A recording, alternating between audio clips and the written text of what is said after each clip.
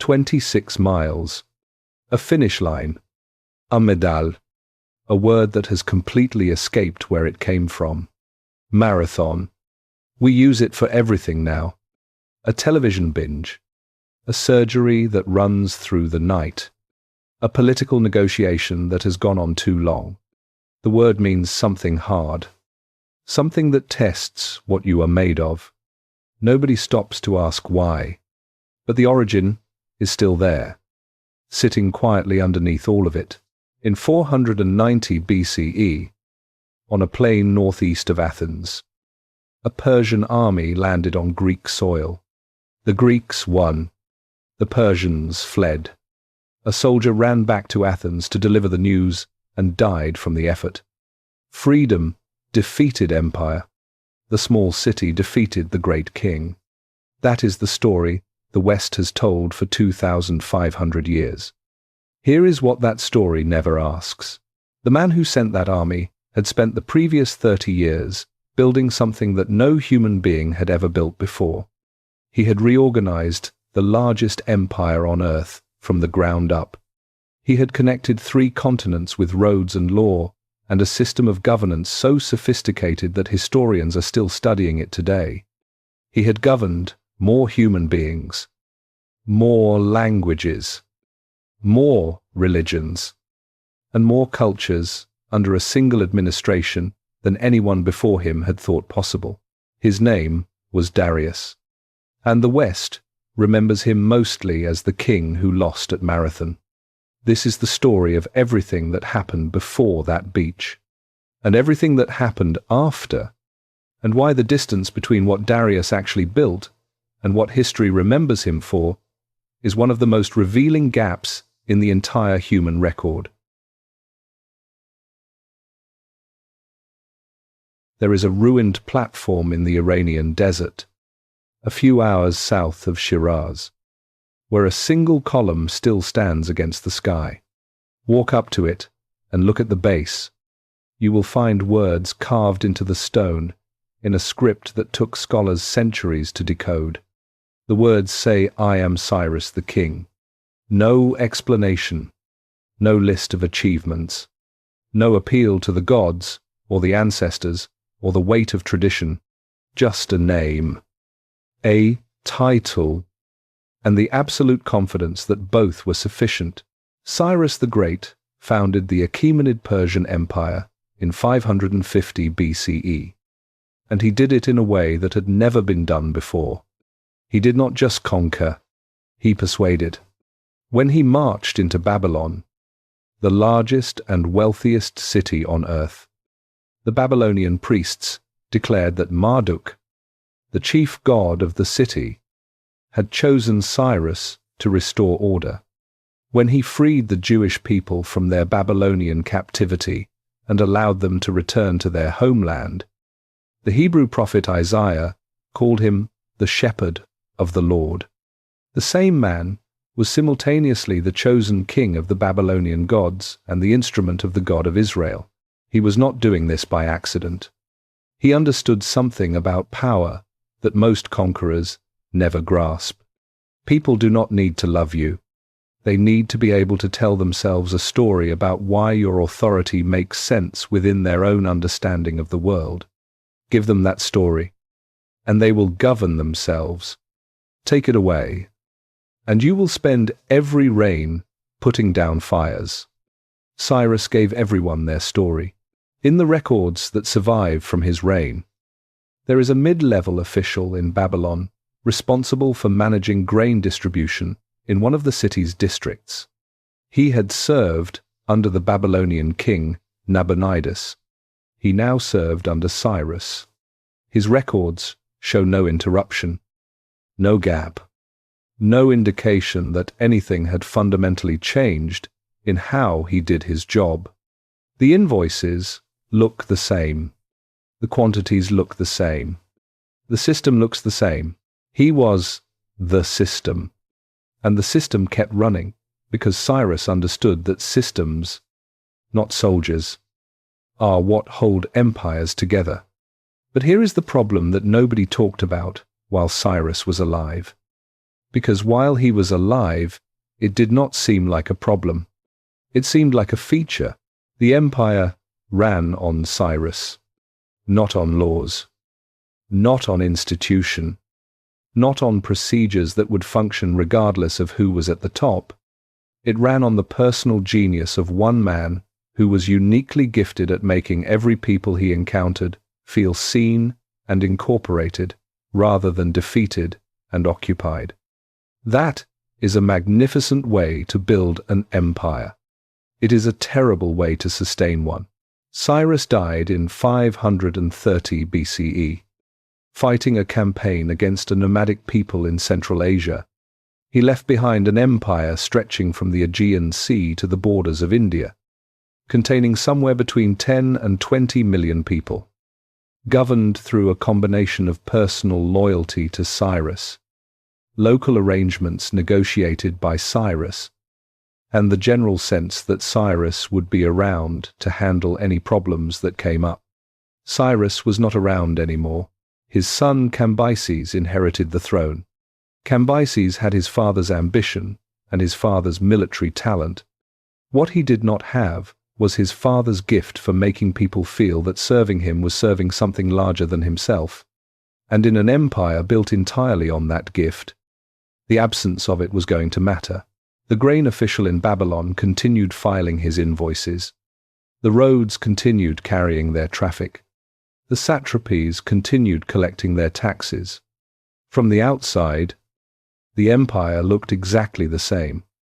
But the thing that had held it all together, the invisible thread that connected every part of it back to a center that people believed in, that thread had just been cut. Nobody knew it yet. In 525 BCE, Cambyses led the Persian army into Egypt and won one of the most decisive military victories of the ancient world. The Battle of Pelusium lasted a single day. Egypt, the oldest continuous civilization on Earth, the land of the pyramids and 3,000 years of unbroken pharaonic tradition, became a Persian province. On paper, this was the greatest expansion of the empire since Cyrus himself.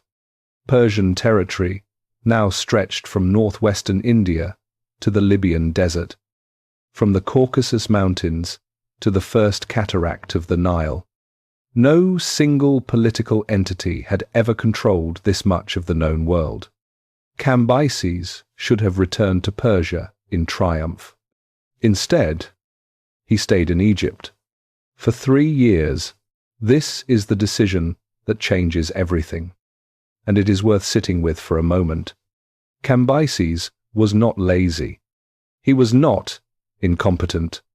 He was doing exactly what a king was supposed to do, managing a newly conquered territory, dealing with the administrative challenges of absorbing an ancient civilization into an empire that had not been designed to hold it. The problem was not what he was doing. The problem was what was happening while he was doing it. An empire the size of the Achaemenid realm was not a single coherent entity. It was a collection of local arrangements, local loyalties, local power structures, all held in rough alignment by the constant management of a king who was present, visible, and capable of responding to problems before they became crises. Cambyses was in Egypt, and information in the ancient world did not travel at the speed we now take for granted. It traveled at the speed of horses and boats and the endurance of human messengers.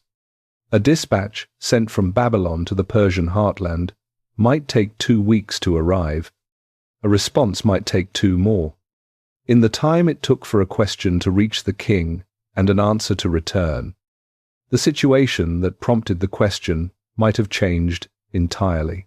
Imagine a courier working the relay stations on the road between Susa and Memphis during the final years of Cambyses. His job is to receive dispatches from incoming riders, transfer them to fresh horses, and send them on. He is not important enough to read what he carries.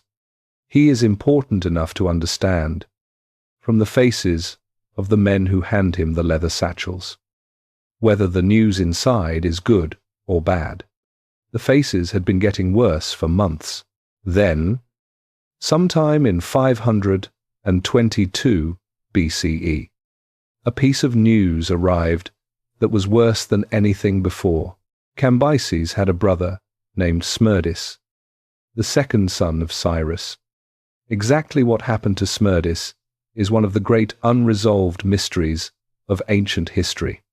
By the time the crisis became visible, Smerdis was either dead, having been secretly killed by Cambyses out of fear that he might be a rival, or very much alive and sitting on the Persian throne, or someone else entirely was sitting on the throne, claiming to be Smerdis. And the real Smerdis was dead, and no one outside the innermost circle of the royal court knew it. The empire was too large for the truth to travel faster than the rumor. Cambyses left Egypt to deal with the situation. He never arrived. He died on the journey, in Syria, in circumstances suspicious enough that ancient sources disagree about whether it was accident, suicide, or something worse. He left behind no clear successor, no plan, no designated heir who had been prepared for the role. He left behind an empire. The courier at the relay station transferred his last satchel from one set of saddlebags to another and watched the rider disappear into the dust. He did not know what was in the message. He knew from the look on the rider's face that, whatever it was not good. He went back to his post and waited for the next dispatch. He would be waiting a long time. Here is a simple question. What was the name of the man who ruled the Persian Empire for 7 months in 522 BCE? If you ask Darius, the answer is Gaumata, a Magian priest from Media, an impostor, a liar who exploited the chaos following Cambyses' death to claim the throne by pretending to be Smerdis, the dead brother of the dead king, a man with no right to rule, no legitimate claim, and no connection to the line of Cyrus. If you ask the people who lived under his rule during those 7 months, the answer is more complicated. The ancient sources that are not controlled by Darius suggest that Gaumata was actually a reasonably competent administrator. He cancelled military conscription. He reduced taxes. He ordered a 3-year exemption from tribute payments across the empire. These are not the actions of a chaotic usurper. These are the actions of someone who understood that the way to build loyalty quickly is to give people immediate and tangible relief from the burdens they have been carrying. People in the provinces were not suffering under Gaumata. Several sources suggest they were doing somewhat better. So why is he remembered as the villain of this story? Because Darius said so. And Darius is the only person who left us a complete account of what Gaumata was and what he did and why he deserved to die. Every other source we have is fragmentary, indirect, or filtered through the administrative machinery that Darius himself controlled after the fact. In the administrative records that occasionally survive from this period, written on clay tablets that the dry heat of the Iranian plateau preserved for millennia, you find household accounts kept by the wives of minor officials. There was a woman in the city of Persepolis during these years, the wife of a treasury official, whose account records food purchases and domestic expenses, with the careful attention of someone managing a household on a fixed income. Her account survives not because anyone thought to preserve it, but because it was written on clay, and clay is very difficult to destroy. Her records show no discontinuity between the period before Gaumata and the period of his rule. The prices are the same. The quantities are the same. The rhythm of daily life in her household proceeded without apparent disruption through the entire 7 months of the reign that Darius would later describe as a period of cosmic disorder and universal suffering. She was not suffering. She was buying fish. None of this proves that Darius was lying about Gaumata. Ancient politics were complicated, and it is entirely possible that what looked like competent governance from the outside was built on a foundation of fraud that would have collapsed eventually. It is possible that Gaumata really was an impostor who manipulated the grief and confusion following Cambyses' death to seize power he had no right to hold. It is also possible that Darius needed him to be that, because Darius needed a story that justified what Darius was about to do. The only complete account of who Gaumata was comes from the man who killed him. History has no choice but to note that, and then decide what to do with it.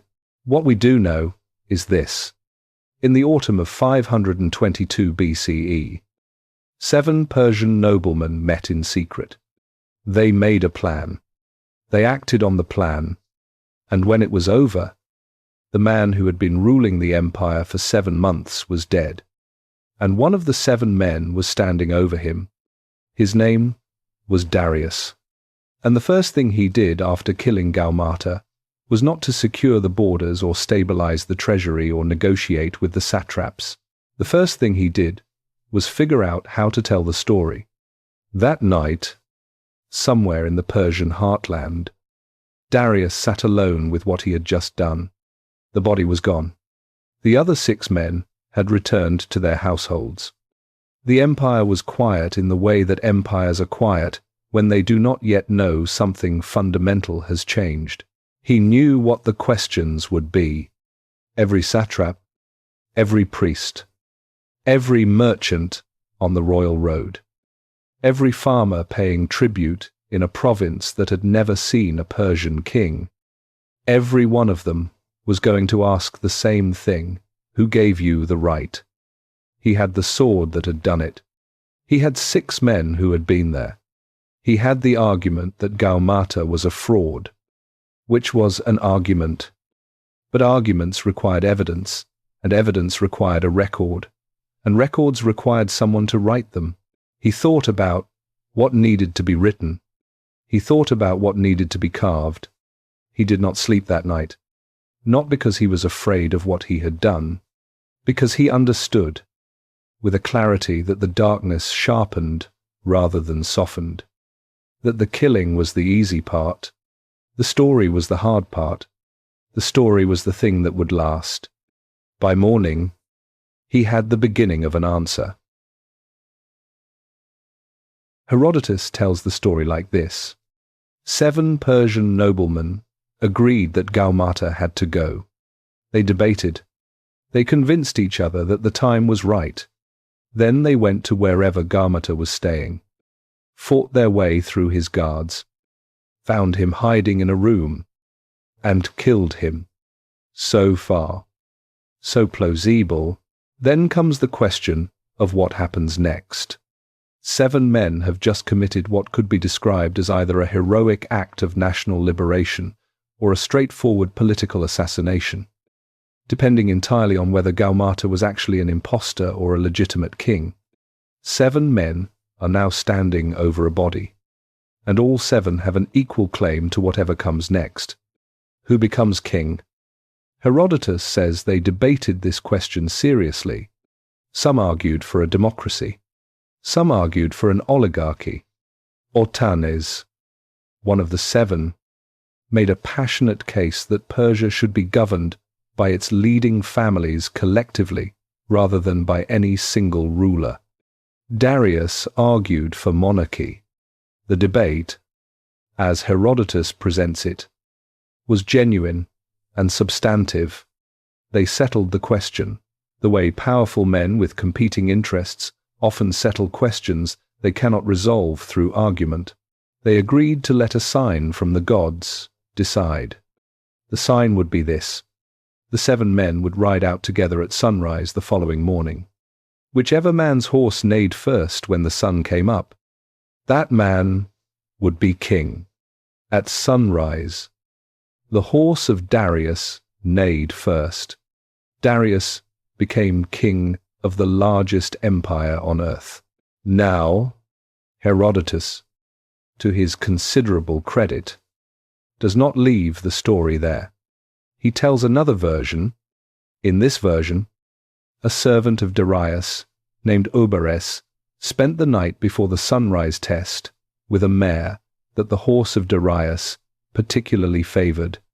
The following morning, just before the designated moment, Oberes reached his hand toward the stallion's nose. The horse remembered. The horse responded. The horse neighed. Darius became king. Herodotus presents both versions without fully endorsing either. He records the disagreement and moves on. What he does not do, and what we should do, is sit with what both versions have in common. In both versions, the decision of who would rule the most powerful empire on earth was made not by military strength, not by administrative competence, not by the consensus of the nobility, and not by any demonstrated quality of leadership. It was made by the behavior of a horse in the early morning light, or by a man clever enough to manage that behavior. In accounts of royal stables from this period, you find references to the young men responsible for the care of horses belonging to the nobility. Imagine one of them, probably 15 or 16 years old, from a family that had worked with horses for 3 generations. He did not know about the arrangement. He did not know what the sunrise test meant or why the mood in the compound had been so strange for 2 days. He knew horses. He noticed, on the morning after the test, that the horse of Darius was in an unusual state of excitement. He looked around for the cause. He did not find it. He checked the horse carefully, found nothing wrong, fed him, watered him, and went about his day. He mentioned the horse's mood to an older groom that afternoon. The older groom told him to forget about it. He did. Now look at what Darius does with this story. He does not include it in his official record. He does not mention the 7 conspirators. He does not mention the sunrise test or the horse or Oberes. He does not mention the debate about democracy and oligarchy. In the official account that Darius will spend enormous resources carving into stone and distributing across the empire, the story of how he came to power has nothing to do with any of this. In the official account, Darius was chosen by Ahura Mazda, the god of truth, of cosmic order, of the eternal light that stands against the darkness. Ahura Mazda looked at the empire in its moment of crisis and chose Darius to restore it. Not because of a horse, because of divine will. The gap between the horse story and the divine mandate story is not simply a matter of public relations. It is a window into something fundamental about how Darius understood power and how he intended to use it. A king chosen by a horse can be replaced when someone else finds a cleverer groom. A king chosen by the supreme God of the universe serves at the pleasure of the cosmos itself. If your legitimacy rests on a horse's instinct, you build your throne on something more permanent than horses. You build it on stone. You build it on language. You build it on a story told so many times, in so many places, by so many officials who depend on the story being true, that eventually the story becomes true enough to govern with. Darius understood this before the sunrise had fully cleared the horizon. He had about 30 years of work ahead of him. He started immediately. There is a road in western Iran, in the Zagros Mountains, that has been a road for at least 3,000 years. It connects the Mesopotamian lowlands to the Iranian plateau. Every army that ever moved between Babylon and Persia used it. Every merchant, every courier, every official traveling between the western and eastern halves of the empire passed through the same narrow valley, under the same limestone cliffs, past the same spring of fresh water that made the place a natural stopping point, and above that road, carved into the face of a cliff at a height of approximately 60 meters, so high that no one standing below could read it with the naked eye. Darius placed the most important text of his reign. Today we call it the Behistun inscription. The cliff is still there. The carvings are still there.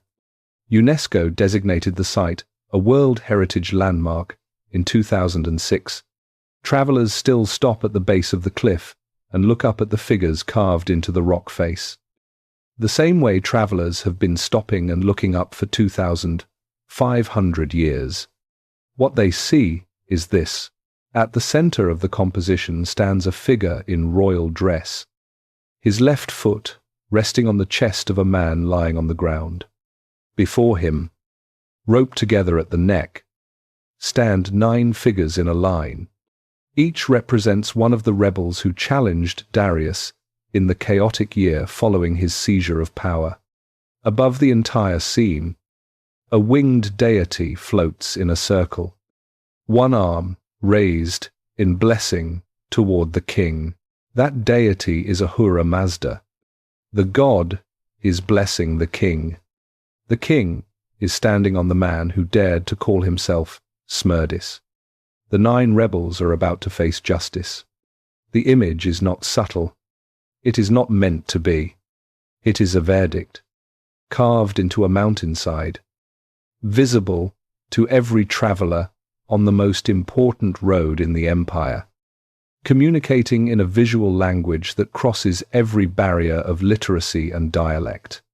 This is what happened. This is who won. This is the cosmic order of things, but the image is only the beginning. Surrounding it, carved in 3 languages, across a surface roughly 15 meters wide and 5 meters tall, is a text. In Old Persian, in Elamite, and in Babylonian, the same story, 3 times, for 3 different audiences. Not because Darius expected travelers to stop and read it from 60 meters below, but because he intended the inscription to be copied, distributed, sent to every corner of the empire in the form of official translations on papyrus and clay and whatever other surface local scribes used. The Behistun text was one of the earliest imperial messaging campaigns we can still study in full detail. And what does it say? It says that Darius is king because Ahura Mazda willed it. It says that the empire fell into chaos because of the lie, what Darius calls in Old Persian the Drauga, the cosmic principle of disorder and deception. It names each rebel. It describes each rebellion. It records the fate of each man who challenged the new order. And it does this with a precision and a repetition that is almost hypnotic in its insistence. The word Drauga appears in the Behistun text 34 times. 34 times. Darius reaches for the same word to describe everything that stands against him. Not rebellion, not treason, not even crime. The lie, as if every man who raised a sword against him was not making a political choice but committing an act of metaphysical evil. A violation not just of royal authority, but of the structure of the universe itself. This is not accident. This is architecture. In the city of Babylon during the early years of Darius's reign, scribes were responsible for receiving official correspondence from the royal court and producing local language translations for distribution to temples and administrative centers. A professional translator working through the Behistun text would have spent weeks on the Babylonian version, rendering the Old Persian original into the more familiar language of his city, with the careful attention that serious translation required. Imagine one of them, somewhere in the middle of that work, reaching the 34th use of Drauga. He has translated the word correctly every time. It is not a difficult word, but the repetition itself is doing something that pure translation cannot quite capture. In the original, the word has a rhythm. It lands in the same position in sentence after sentence, with the regularity of a hammer striking the same nail. In his Babylonian version, he has reproduced the content faithfully.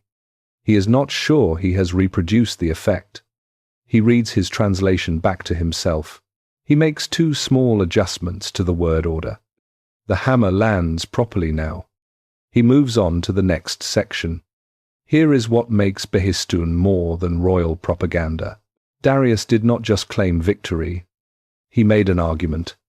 The argument has a structure. There was order. Then there was chaos caused by the lie. Then Darius restored order through the will of Ahura Mazda. And anyone who serves Darius serves the cosmic good, while anyone who resists him serves the cosmic evil. This structure is not just a political claim. It is a complete moral framework. It tells every person who encounters it exactly where they stand in the universe, depending on what they choose to do next. A claim can be disputed. A framework reorganizes the terms of the dispute. Darius carved his framework into a cliff at 60 meters so that no one could physically climb up and argue back. He wrote it in 3 languages so that no one could claim they had not received it. He distributed it across the empire so that the argument arrived simultaneously in every province. In the local language, in official form, Behistun is not a record of what happened.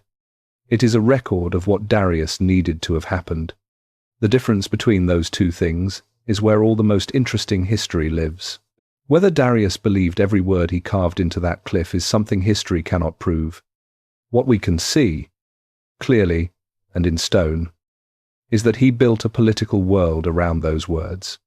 And then he spent the next 3 decades making sure the world he built was real enough that the question of whether he had believed them stopped mattering.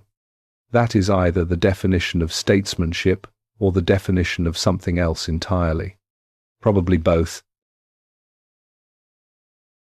Imagine this. You have just seized power in a coup. The previous ruler is dead.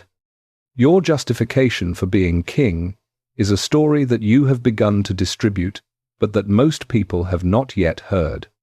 You have the support of 6 other noblemen who helped you take power and the loyalty of whatever household troops were personally devoted to you.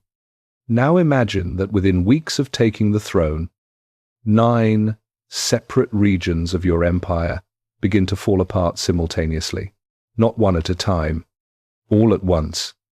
While you are dealing with a revolt in Babylonia, a separate revolt breaks out in Media.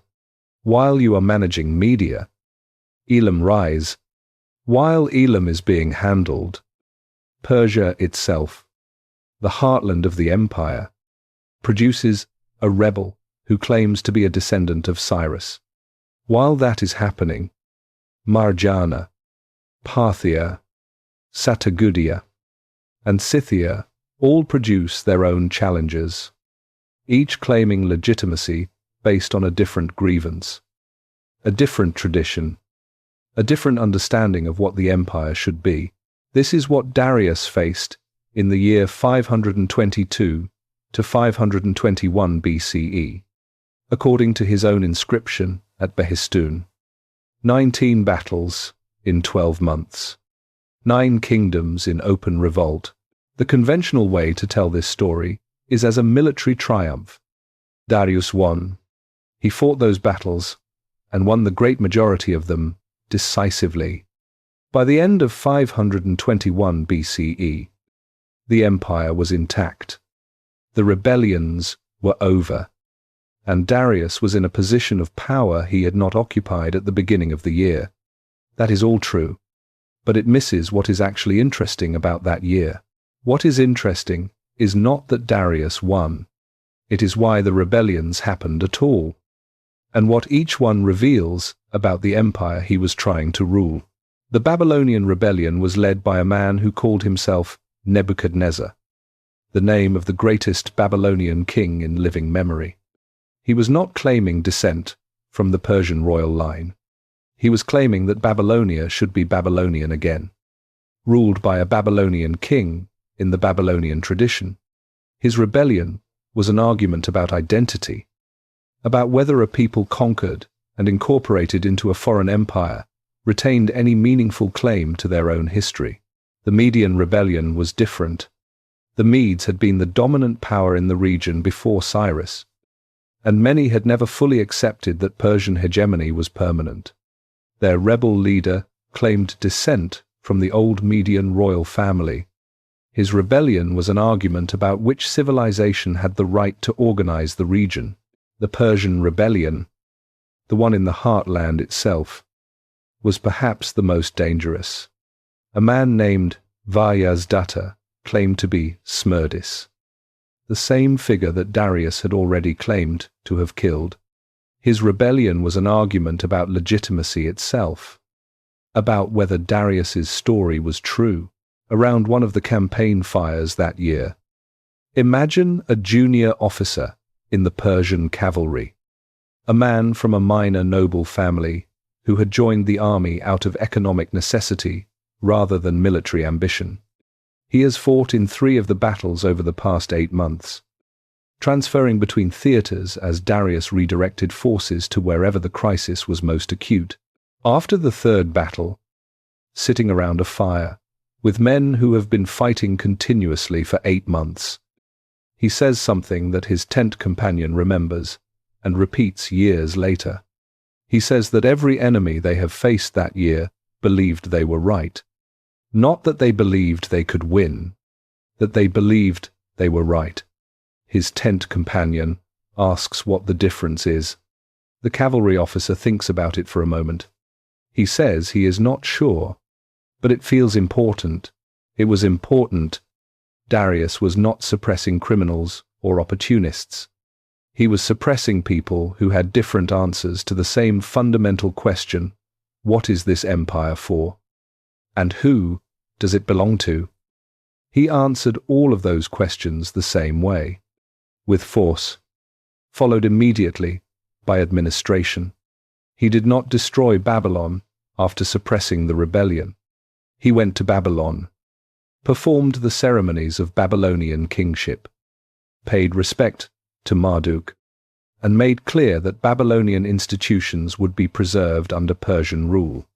He did the same in other provinces. The military victory was the beginning of the process, not the end. He was learning something that Cyrus had known instinctively, and Cambyses had failed to learn at all. You can win every battle and still lose the empire. The battles buy you time. What you do with the time is the actual work. Darius did 19 battles in 1 year. He answered 19 different questions about what kind of empire this was going to be. The answers were written in blood, but they were answers, and by 521 BCE, the man who had taken the throne on the basis of a contested story had done something that changed the nature of the contest entirely. He had governed, not brilliantly, not without cost, not without decisions that haunted the provinces for generations, but he had governed. And in a world where the alternative was chaos, governance has a legitimacy of its own. The horse had neighed. The story had been carved into stone. The battles had been fought. Now came the harder part. Now Darius had to build something worth ruling. There is a word in Old Persian that does not translate cleanly into English. The word is drauga. The standard translation is the lie, but that rendering, accurate as far as it goes, does not carry the full weight of what the word meant in Darius's world. In English, a lie is a statement that is not true, a moral failing, something that happens between people in specific moments. When Darius used drauga, he meant something closer to the fundamental principle of disorder in the universe. Darius's inscriptions speak constantly of Ahura Mazda and of drauga. The framework they describe divides the world between 2 forces: Asha, meaning truth and order, and the cosmic principle that holds civilization together, and drauga, the the force of dissolution that unravels what order has built. A man who rebelled against legitimate authority was not just a political criminal. He was, in the most literal sense available to Darius's world, working for the wrong side of the universe. Think about what this framework does. Every rebellion is not a political dispute. It is a cosmic violation. Every rebel is not a man with grievances. He is an instrument of darkness. Every act of suppression is not state violence. It is the defense of divine order. And Darius, as the chosen representative of Ahura Mazda on earth, is not a king making political decisions. He is the embodiment of Asher itself, doing the work that the universe requires. This is an extraordinarily powerful framework, and it raises a question that the historical record cannot answer but cannot stop asking. Did Darius believe it? There are two easy answers, and both of them are wrong. The first easy answer is yes. Of course he believed it, because people in the ancient world believed things that we now find difficult to credit, and it would be condescending to assume that Darius was secretly a modern rationalist performing religious conviction for political purposes. The second easy answer is no. Of course, he did not really believe it, because the coincidence between the theological framework and his own political interests is too perfect, because the specific claims of divine selection are too convenient, because any intelligent man, looking at the gap between the horse story and the divine mandate story, would have to acknowledge that something more than pure faith was operating. Both answers flatten something genuinely complex. Here is what we can say. Darius built temples. He performed religious ceremonies. He invoked Ahura Mazda in private administrative documents not designed for public display. He named his sons with names that incorporated Ahura Mazda's identity. He gave generously to the institutions of worship throughout the empire. These are not the actions of a man performing faith he does not hold. They are the actions of a man for whom the framework is genuinely organizing his experience of the world. But here is the other thing. The framework happened to make every political enemy a cosmic enemy. It happened to make every act of consolidation an act of piety. It happened to make the question of who should rule not a matter of human deliberation, but a matter of divine appointment that no human deliberation could legitimately override. These are very convenient features for a man who came to power the way Darius came to power. At one of the great fire temples in the Persian heartland, the priests who served there had watched kings come and go.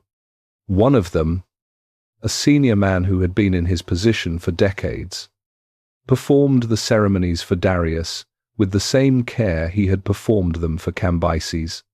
He was not a cynical man. He took the theology seriously.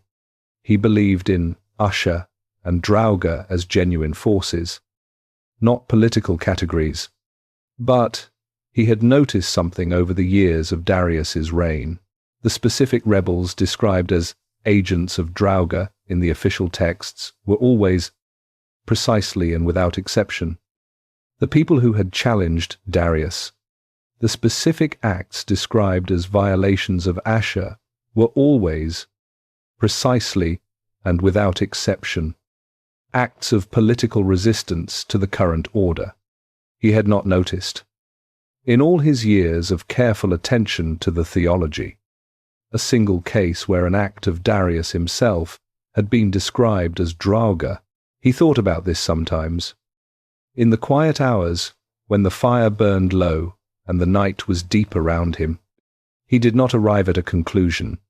His job was to maintain the fire and perform the ceremonies and represent the tradition that had been handed to him.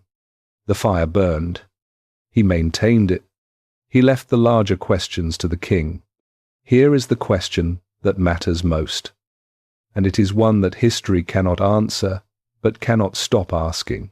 Can a political language become a real belief if a man lives inside it long enough?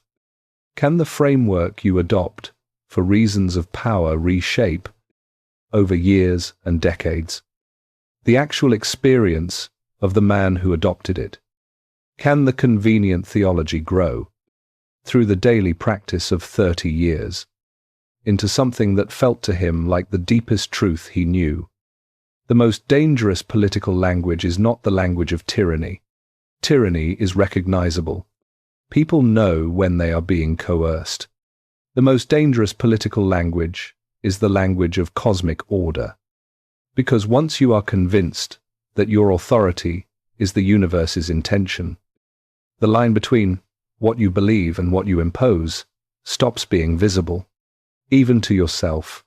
That line is where Darius lived for 30 years. We cannot see it clearly from here. He probably could not see it clearly from there.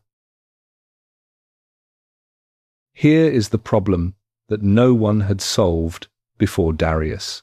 You are the king of an empire stretching from the Aegean coast of what is now Turkey to the banks of the Indus River in what is now Pakistan, from the mountains of the Caucasus in the north to the first cataract of the Nile in the south. An empire containing perhaps 20 million people, speaking dozens of languages, practicing dozens of religions, living under dozens of different local legal traditions that had been accumulating for centuries before the first Persian army ever crossed their borders. You are one man. You cannot be everywhere. You cannot personally adjudicate every dispute, collect every tax, command every garrison, negotiate every local accommodation that keeps 20 million people from deciding that the empire is more trouble than it is worth. You cannot ride fast enough, speak enough languages, or live long enough to be present for every decision that an empire this size requires every single day. So you need people to govern on your behalf. But this creates a second problem, which is, in some ways, worse than the first. The people you appoint to govern on your behalf have interests of their own. They have families, ambition, local loyalties, and the very practical awareness that they are far from the center of power, and the center is very far from them. Tijatenka, every man you trust with authority over a province is a man who, if he chose to, could use that authority to build something for himself rather than for you. Every man who collects taxes on your behalf is a man who could collect a little more than you know about. Every man who commands troops in your name is a man who could, if the moment were right, command them in his own name. Cyrus had managed this problem through personal relationships. He knew his governors. He had fought alongside many of them. He had the specific charisma that makes men willing to be loyal to a person rather than just to a position. And that charisma was strong enough that betrayal felt like a violation of something deeply personal rather than just a political calculation. Cyrus was dead. Darius could not replicate what Cyrus had. Nobody could. What Darius could do was build a system. The system he built was called the satrap system, and it was the administrative backbone of the Achaemenid Empire for 200 years. The empire was divided into approximately 20 provinces, each governed by a satrap, a word that translates roughly as protector of the kingdom. Satraps were almost always Persian noblemen, often members of the royal family, men whose loyalty to the Achaemenid house was structural rather than just personal. They had broad authority over civil administration in their provinces. They collected taxes. They maintained order. They managed local disputes according to local legal traditions, while ensuring that the overall obligations to the crown were met. But the satrap was not alone. This is the detail that makes the system genuinely sophisticated rather than just large. The military commander of each province reported directly to the king, not to the satrap. The royal secretary, who managed official correspondence and kept records, reported directly to the king, and periodically, without advance notice, the empire sent what the ancient sources describe as the eyes and ears of the king, royal inspectors who travelled through the provinces with full authority to investigate complaints, audit accounts, and report directly to Persepolis on anything that seemed wrong. 3 overlapping authorities, none of them fully controlling the others, all ultimately accountable to the center.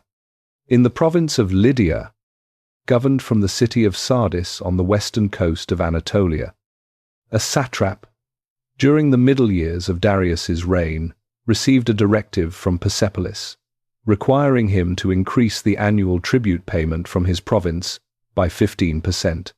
He read the directive twice. He understood why the center needed more revenue. He had been briefed on the costs of major campaigns and building projects. He understood that the logic of the directive made sense from 1,000 miles away. He also understood his province in ways that no one in Persepolis could. The Greek coastal cities had just come through 2 consecutive bad harvests.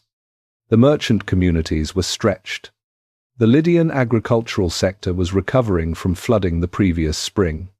A 15% increase in tribute, applied uniformly as the directive specified, would create genuine hardship in communities already managing at the edge of their capacity.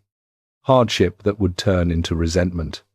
Resentment that would be invisible in the tribute records, but very visible in the mood of the province. He spent 3 days drafting his response. He did not refuse the directive. Refusing a royal directive was not an option, the system made available to satraps.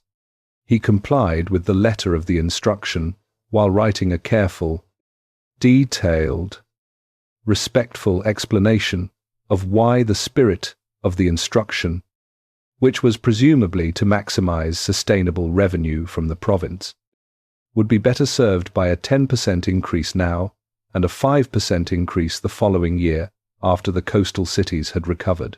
He sent the response to Persepolis. He waited. 6 weeks later, a reply arrived. The king had reviewed his analysis. The modified schedule was approved. In records from the Persepolis Administrative Archive, exchanges of this kind appear with enough regularity to suggest they were not exceptional. A provincial governor pushing back against a central decision with evidence and argument through official channels and being heard. This is what Darius built that Cyrus had not built. Cyrus governed through personal relationships. Darius governed through paperwork. Paperwork is slower and less inspiring than personal relationships. It is also vastly more durable. Personal relationships die with the people who hold them. Paperwork, if the system is strong enough, outlasts everyone. The satrap sent his adjusted tribute schedule to the relevant temples and merchant guilds in his province. He did not explain the negotiation. He simply announced the new figures. The Greek merchants along the coast recalculated their accounts. The Lydian farmers adjusted their harvest projections. Nobody thanked the satrap. Nobody knew what he had done. The empire continued. That is what good administration looks like from the inside. Not dramatic, not visible, just the daily management of the gap between what the center wants and what the edges can bear. Conducted through channels that exist precisely for that purpose, keeping the whole enormous structure from accumulating the small frictions that eventually break large things apart. Power is not the ability to command. Any man with enough soldiers can command. Power is the ability to govern, and governing requires information, and information requires systems that give people a reason to tell you the truth rather than what they think you want to hear. The eyes and ears of the king were not just spies. They were feedback mechanisms. They were how a man in Persepolis learned what was actually happening in Sardis. No empire before Darius had built feedback mechanisms this sophisticated. No empire that failed to build them lasted very long. There is a building in Midtown Manhattan that has stood on the corner of 8th Avenue and 31st Street since 1914. It is the James A. Farley Post Office, named after a postmaster general who served under Franklin Roosevelt. The building is enormous, 2 full city blocks wide, with a colonnade of 20 columns running along its facade and a flight of stone steps broad enough to make everyone who climbs them feel briefly important. Carved into the stone above those columns is a sentence: "Neither snow, nor rain, nor heat, nor gloom of night stays these couriers from the swift completion of their appointed rounds." Most people who have seen that sentence assume it is the official motto of the United States Postal Service. It is not. The Postal Service has no official motto. The sentence was chosen for the building by its architects in 1912 because it seemed to capture something essential about the idea of postal service: the commitment to delivery, regardless of conditions, the reliability that civilization depends on. The sentence was written by Herodotus, a Greek historian who died around 420 BCE. He was not writing about the American postal system. He was writing about the Persian royal courier network that Darius built in the late 500s before the Common Era. He was describing men who rode horses between relay stations, spaced a day's journey apart across the entire empire, passing dispatches from one rider to the next, the way runners pass a torch, so that a message could travel from one end of the Persian world to the other in a fraction of the time it would take any single rider to make the journey. For more than 2,000 years, words written about Persian couriers have been associated with American post offices, and almost no one who passes under them every day has any idea. Darius would not have been surprised by this. He would have considered it entirely fitting. The royal road was the spine of the empire. It ran approximately 2,700 kilometers from Sardis on the Aegean coast of Anatolia to Susa, the administrative capital of the Persian heartland. A traveler on foot could walk it in approximately 90 days. A merchant caravan might take 60. The royal courier network, using relay stations that Darius established at intervals of roughly 25 kilometers along the entire route, could cover the same distance in 7 days. 7 days from the western edge of the empire to the center. 7 days for a command to travel from Persepolis to the governor of Lydia. 7 days for news of a crisis on the Aegean coast to reach the king's desk. In the ancient world, this was not fast communication. It was effectively instantaneous. But the road was not just about speed. Speed was the most visible feature. The deeper function was something harder to see and more important to understand. When you build a road, you do not just connect 2 points on a map. You change the relationship between everything along it. You make movement possible for people who could not previously move. You make trade possible between communities that had previously been too far apart to trade reliably. You create the physical infrastructure of an idea. The idea that the places on either side of the road belong to the same world, are subject to the same conditions, and participate in the same system. The royal road passed through some of the most diverse territory on earth: Lydian farmland, Greek coastal settlements, Phrygian highlands, Armenian mountains, Median plains. The road did not erase those differences, but it placed them in relationship to each other. It made them legible to the center, and made the center legible to them. A merchant from the city of Miletus, a Greek trading settlement on the Aegean coast, made the journey from his city to Susa and back 3 times during the reign of Darius. He traded in luxury goods, purple dye, and fine textiles. and the kind of small, precious objects that wealthy people in every culture have always been willing to pay extravagant prices for. He was not a political man. He was interested in margins and markets and the practical logistics of moving valuable things between people who wanted to sell them and people who wanted to buy them. What the royal road gave him was predictability. Before the road, before the relay stations and the imperial garrisons and the standardized measurements and the system of official weights that Darius had introduced, traveling between the Greek coast and the Persian heartland was an exercise in managed uncertainty. You knew roughly how long the journey would take. You did not know what conditions you would encounter, what local strongmen might require unofficial payments, what currency would be accepted where, what the legal status of your goods would be in any given jurisdiction. After the road, you knew. Not perfectly. Nothing in the ancient world worked perfectly. But the royal road was maintained. The relay stations were staffed. The imperial officials along the route operated under consistent rules that applied regardless of which local culture you happened to be passing through. On his third journey to Susa, the merchant from Miletus brought his son with him to learn the route. He was 53 years old, older than most men in his profession traveled, and he wanted the knowledge passed on before it was too late. On the second day, out of Sardis, his son asked him why they were traveling so far, when the goods they traded could theoretically be sold at closer markets for comparable prices. The merchant thought about this for a while. He said that the prices were not actually comparable when you accounted for everything. He said that the road was safe in a way that other routes were not. He said that the weights used in Susa were the same weights used in Sardis, which meant he did not lose anything to conversion. He said that the officials along the route were predictable in their requirements, which meant he could plan. His son asked who had made all of that happen. The merchant said the name of the king.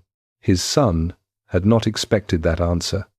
Kings, in his experience, were people who took things. He had not thought of a king as someone who made the road safe or standardized the weights. His father said that most kings were indeed primarily people who took things. That was what made this one unusual. They rode on. The standardized weights deserve a moment on their own, because they are the kind of detail that seems minor and turns out to be foundational. Before Darius, every region of the empire had its own system of weights and measures. A talent in Babylon was not the same as a talent in Sardis. A shekel in Judea was not the same as a shekel in Egypt.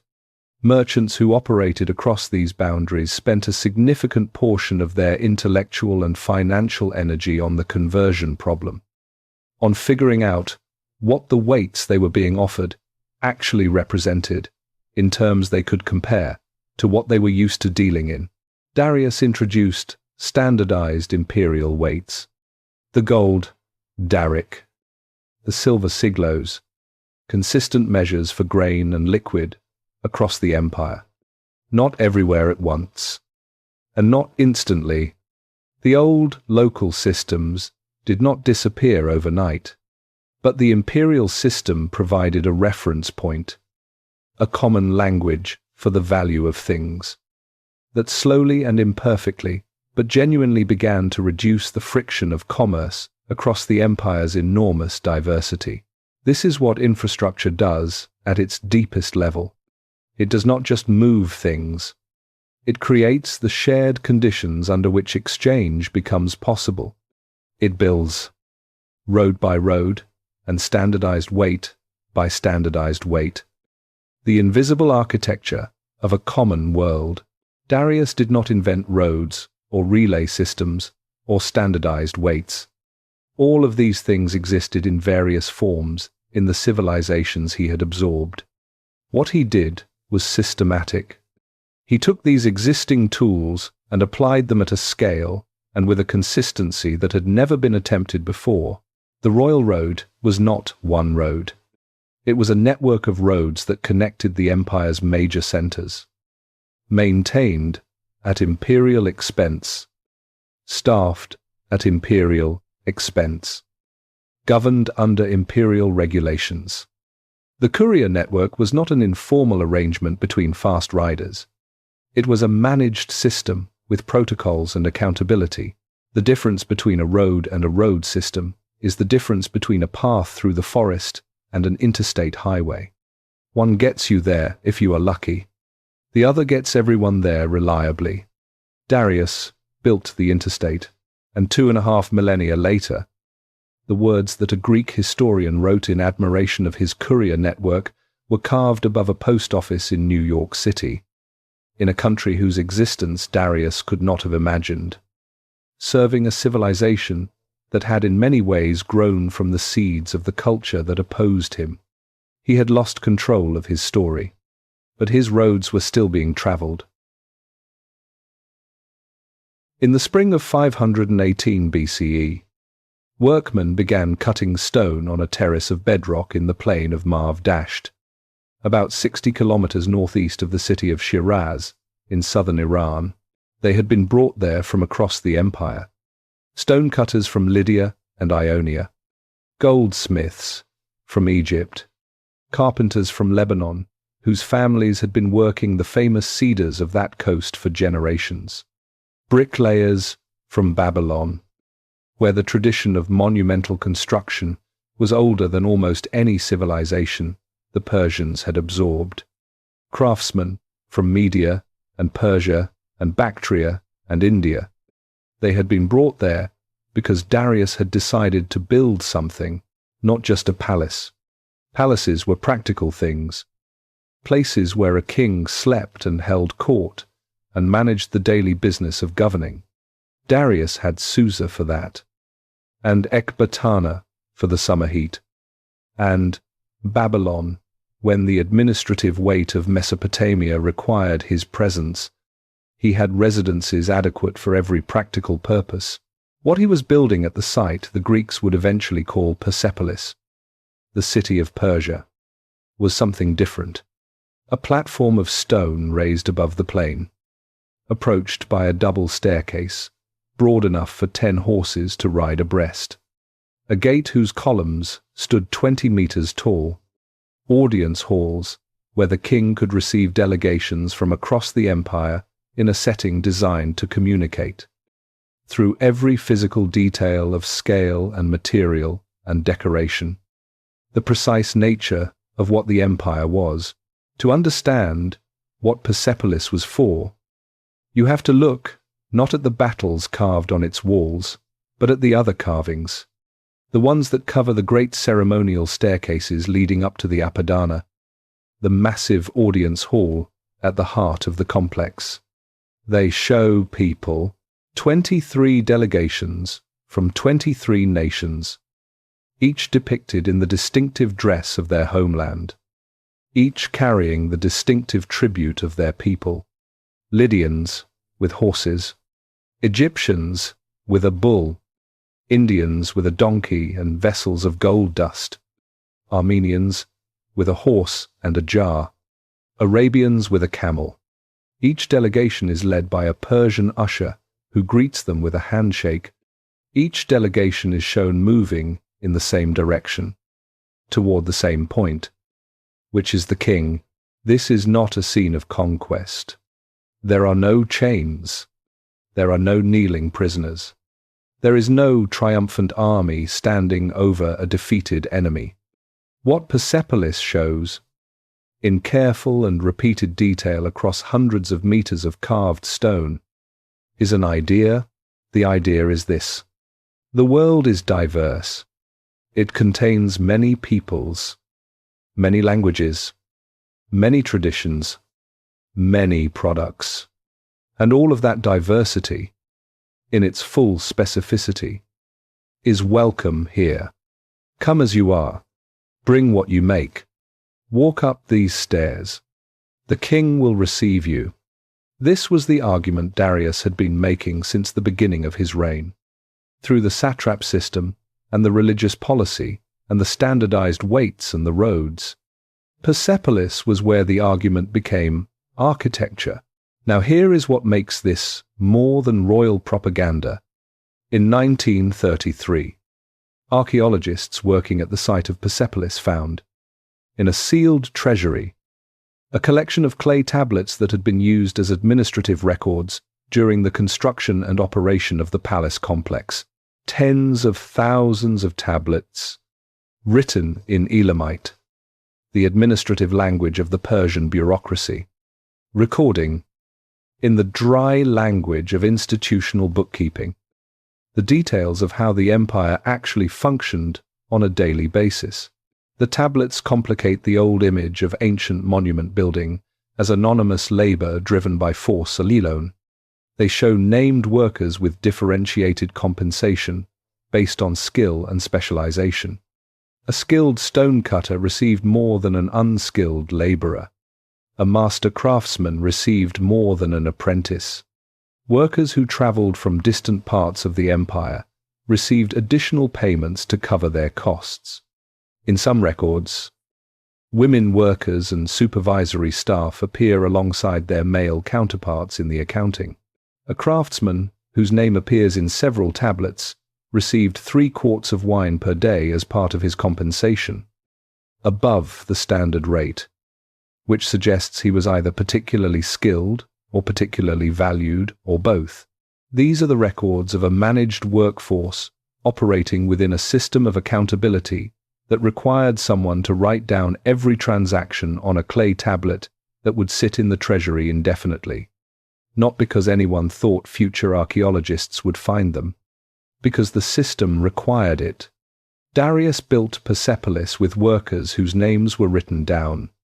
He built it as an argument, politique, what the empire was, carved in stone, at a scale that could be seen from across the plain. He built it, knowing he would not live to see it finished.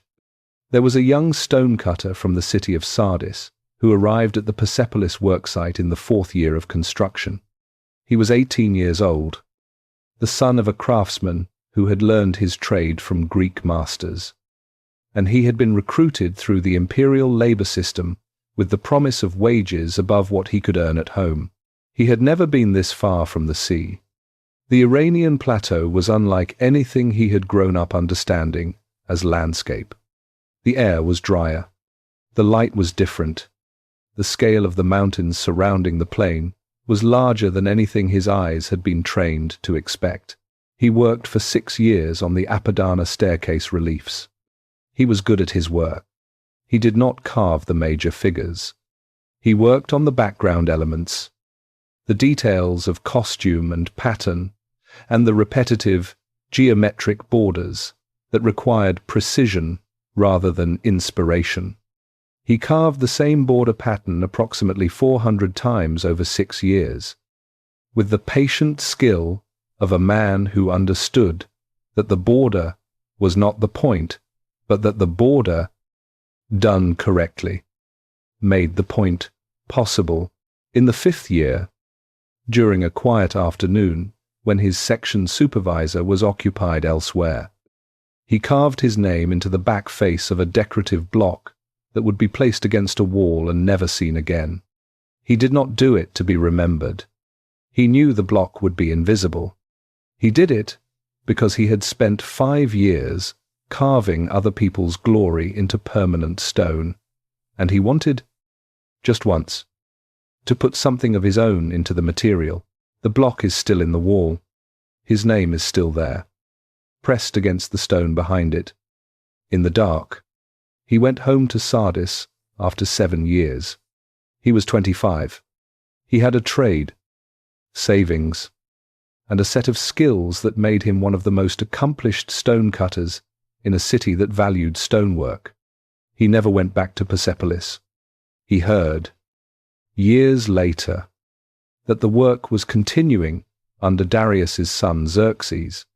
He heard, much later, that a Macedonian king had burned it. He did not go to see the ruins.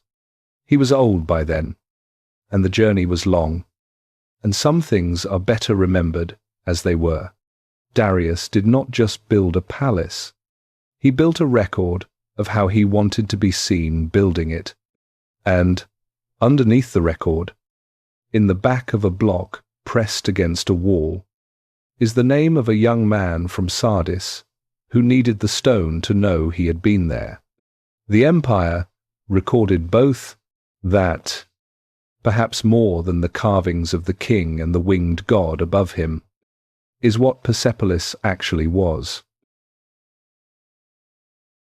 In the summer of a year midway through Darius's reign, a delegation arrived in Babylon from the royal court at Persepolis. They carried official documents. They carried gifts. They carried the specific kind of formal attention that the court of Darius extended to institutions it considered important enough to cultivate carefully. They were going to the temple of Marduk. Marduk was the chief god of Babylon, the divine king of the Babylonian pantheon, the deity whose favor had made Babylon the greatest city in the world for 1,000 years before a Persian army marched through its gates. His temple, the Esagila, was one of the largest and most richly endowed religious institutions in the ancient world. His priesthood was powerful, educated, and possessed of a long institutional memory that made them very good at evaluating the sincerity of any king who came to pay his respect. They had seen sincere kings before. They had seen insincere ones. They knew the difference. The delegation carried a message from Darius.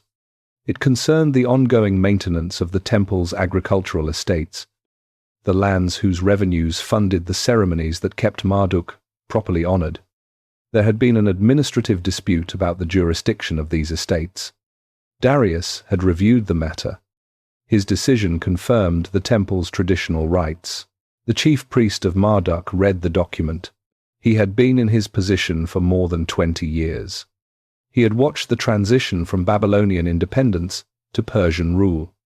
He had watched Cyrus perform the ceremonies of Babylonian kingship with what appeared to be genuine respect. He had watched Cambyses manage the relationship less gracefully.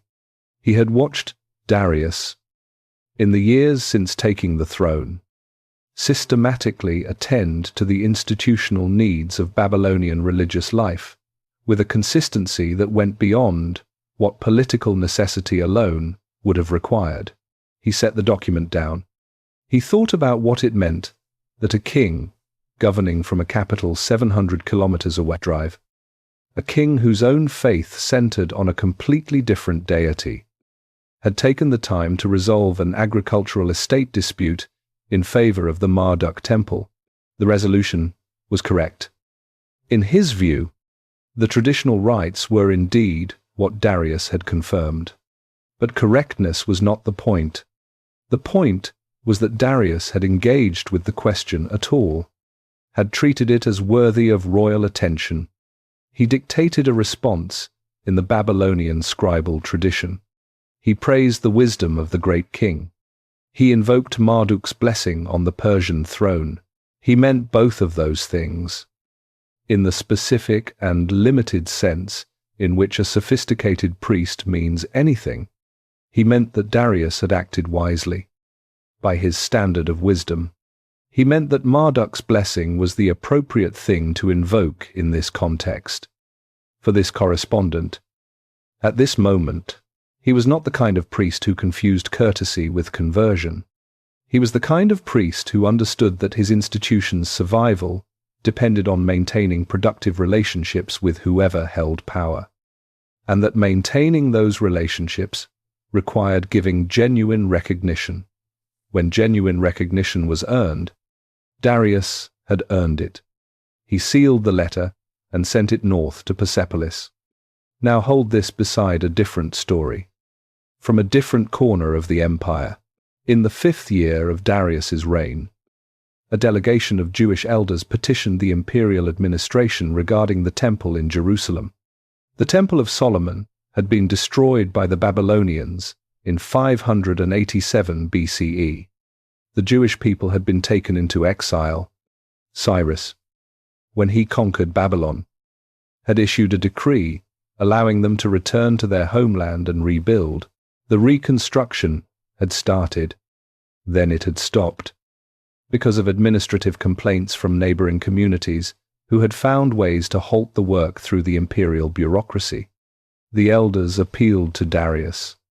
Darius ordered his officials to search the royal archives for Cyrus's original decree.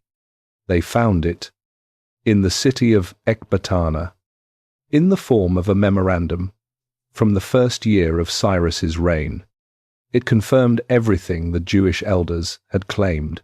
Darius issued a new order. The work would resume. The neighboring communities who had obstructed it would not only cease their interference but would fund the reconstruction from their own provincial revenues.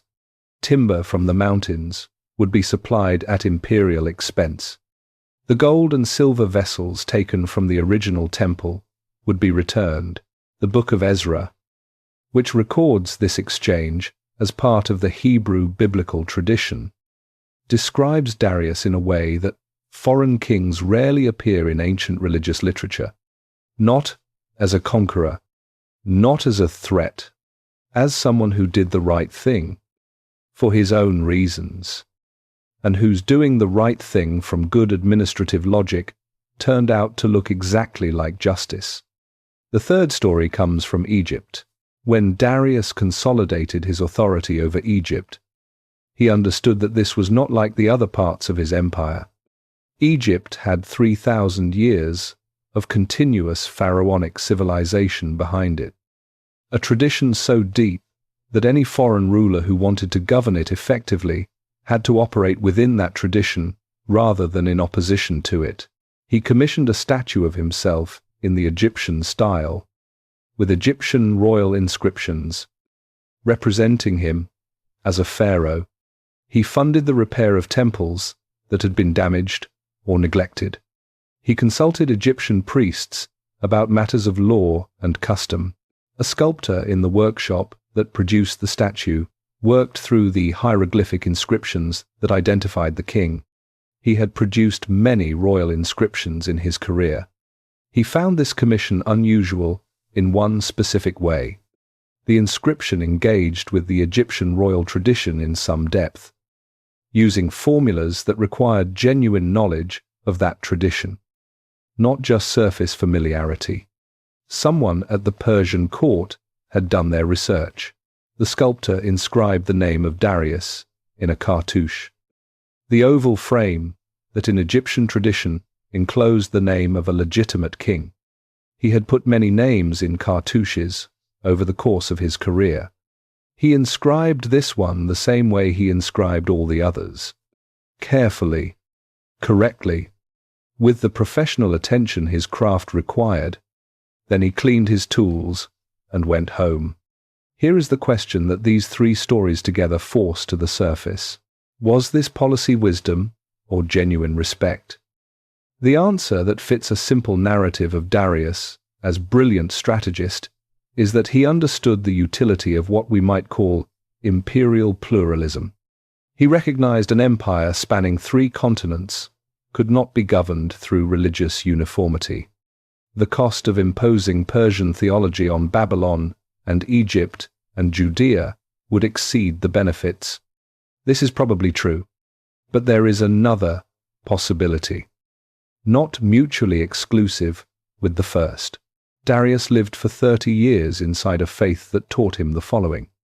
Ahura Mazda created the world and everything in it, every culture, every tradition, every form of human organization was, in some sense, a product of that creation. The king's role was to maintain order, and order in a diverse world meant different things coexisting under a common framework, rather than everyone becoming the same. This is a theological argument for pluralism, a specific argument rooted in a specific tradition that reaches the same practical conclusion as pure administrative calculation, but from a completely different direction. Did Darius make the policy because it was smart, or because he believed it? After 30 years of living inside the policy, making thousands of decisions that enacted it, building institutions that depended on it, and survived him by 2 centuries, the distinction between the smart thing and the believed thing probably stopped being visible. Even to him, Darius did not rule despite the diversity of his empire. He ruled through it. And in a world where wisdom and conviction had to coexist to work, they may simply have been the same thing. In 513 BCE, Darius built a bridge across the Bosphorus. Not a permanent bridge, a temporary one, constructed from hundreds of boats tied together side by side, planked over, anchored against the current, long enough to carry an army from the European side to the Asian side. Ancient sources describe it as something that had never been attempted at that scale on that waterway. He built it because he was going north. The Scythians were a nomadic people of the Eurasian steppe, the vast grasslands stretching from the Danube to Central Asia, who had lived and moved and raided across those plains for centuries. They were accomplished horsemen, excellent archers, and possessed of a military culture perfectly adapted to the environment they inhabited. They had raided into Persian-controlled territory on the northern frontier with enough regularity to make them a genuine strategic concern. Darius decided to deal with them. The decision was logical, in the way that decisions made inside a system often look logical until they encounter the thing that the system was not designed for. The Persian military machine was extraordinary.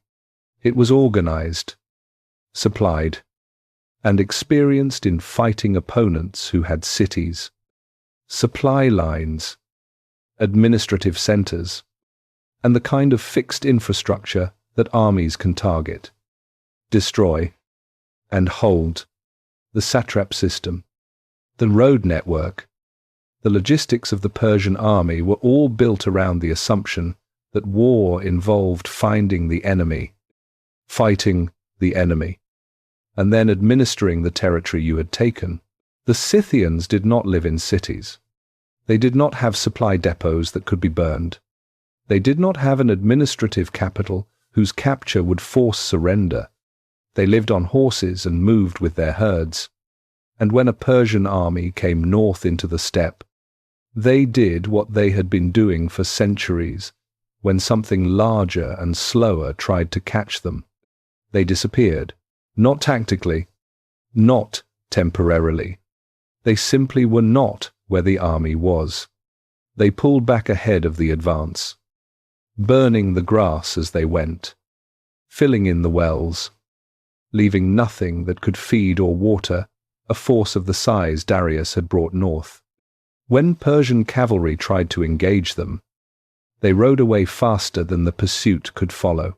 Herodotus records an exchange between Darius and the Scythian king during this campaign. The Scythians sent a messenger to Darius with a strange collection of objects: a bird, a mouse, a frog, and 5 arrows. Darius's advisors debated what this meant. One interpretation was surrender. An advisor named Gobryas offered another. The message meant, unless you can fly like a bird, hide in the ground like a mouse, or jump into a lake like a frog, you will never escape from our arrows. Whether this exchange happened exactly as Herodotus describes it is something we cannot know. What we can know is what the campaign produced. Darius marched north for weeks and found nothing to fight. His army was large, well supplied, initially, and capable of sustained movement. But sustained movement into a landscape that provided nothing required carrying everything. The supply lines stretched. The horses were not finding adequate grazing. The men were not finding adequate water. He marched further north. He found nothing. At some point, on a specific day, in the late summer, Darius ordered the retreat. The senior logistics officer responsible for the supply calculations that kept the army functional had been watching the numbers deteriorate for 3 weeks before the retreat was ordered. He had been submitting reports. He had been noting, in the careful language of administrative documentation, that the daily consumption of the army was outpacing the daily resupply by a margin that was not compatible with continued forward movement. He did not recommend retreat in any of his reports. That was not his role. His role was to describe the numbers. The decision belonged to the king. When the retreat was ordered, he organized the reverse logistics with the same careful attention he had given to the forward logistics. He was a professional. His job was the same regardless of direction. But somewhere in the 5-day march back to the Danube, he found himself thinking about the problem that the Scythian campaign had presented in terms that went beyond supply calculations. He had fought in 3 previous campaigns. In all 3, the enemy had done what enemies were supposed to do. They had assembled their forces. They had occupied territory. They had been present in a way that made military decision-making possible. The Scythians had not been present. He was not a philosophical man. He did not have the vocabulary for what he was thinking about, but he understood, in the practical way of someone whose job is to make things function, that the system he worked within was built to operate against a certain kind of opponent. This had not been that kind of opponent. He filed his final supply report when the army reached the Danube.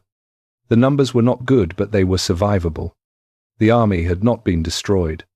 The campaign had not been a military catastrophe in the conventional sense. But nothing had been accomplished. The steppe was exactly as it had been when they arrived. The Scythians were still there, somewhere, doing whatever they had been doing before the army came north. They had paid no price. They had suffered no consequences. They had simply not been where the army was, for as long as the army was there. And then the army had left. Darius returned to Persepolis and did not record the Scythian campaign on the walls of his palace. This is a notable absence. The walls of Persepolis record many things. They do not record a campaign that ended without the capture of a single city or the submission of a single king. He had encountered, for the first time in his reign, a problem that his system could not solve. The satrap system was designed to govern people who could be located. The road network was designed to connect places that stayed in one position. The military was designed to fight enemies who held territory that could be taken. The Scythians had none of these qualities. Darius had built the most sophisticated governing machine in the ancient world. He had not built it for this gap between the problems a system is designed for and the problems the world eventually presents was something Darius had never been forced to confront at this scale before. He would encounter it again, in a different form, in a different part of the world, on a beach that had not yet entered his calculations. The steppe was still there when he left. It would still be there long after the empire was gone.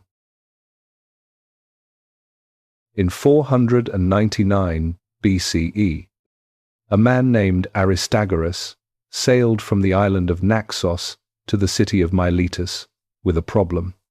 Aristagoras was the deputy governor of Miletus, one of the wealthiest and most culturally sophisticated Greek cities on the Aegean coast of Anatolia, a city that had been producing philosophers and merchants and poets for 2 centuries and that considered itself, with some justification, among the most important places in the Greek-speaking world. His problem was this. He had persuaded the Persian satrap of Lydia to support a military expedition to conquer Naxos, a prosperous island in the Aegean that had recently expelled its pro-Persian faction. The expedition had been organized, funded, and launched. It had then failed, expensively and embarrassingly. because someone had leaked the plan to the Naxians before the fleet arrived, and the element of surprise was lost. Aristagoras was now in the position of a man who had used imperial resources to pursue a personal political project, had failed, and was about to be held accountable. He had a choice. He could accept the consequences, or he could start a revolution. He started a revolution, the Ionian Revolt, which began in 499 BCE and was suppressed by 494, was one of those events that everyone involved understood differently. Aristagoras understood it as a desperate bid for personal survival that grew beyond anything he had intended. The Greek cities of Ionia understood it as an opportunity to reclaim the political independence they had lost when Cyrus incorporated their region into the empire. The Persians understood it as a provincial rebellion, serious but not unprecedented. The kind of thing that imperial administration dealt with on a recurring basis. Only in retrospect, looking back from the other side of Marathon and Salamis, and the entire subsequent history of the conflict between Persia and Greece, does the Ionian Revolt look like the first act of a larger drama. At the time, it looked like a problem to be solved. Aristagoras travelled to mainland Greece to seek support. He went first to Sparta, the most powerful military state in Greece, and made his pitch to the Spartan king.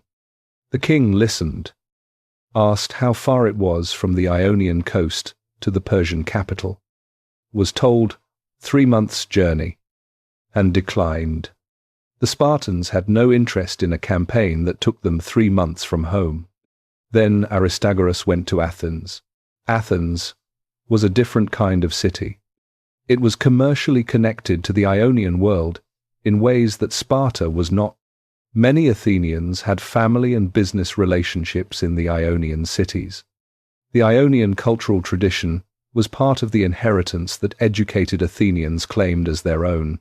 Athens also had, in 499 BCE, a newly established democratic system that was still finding its shape.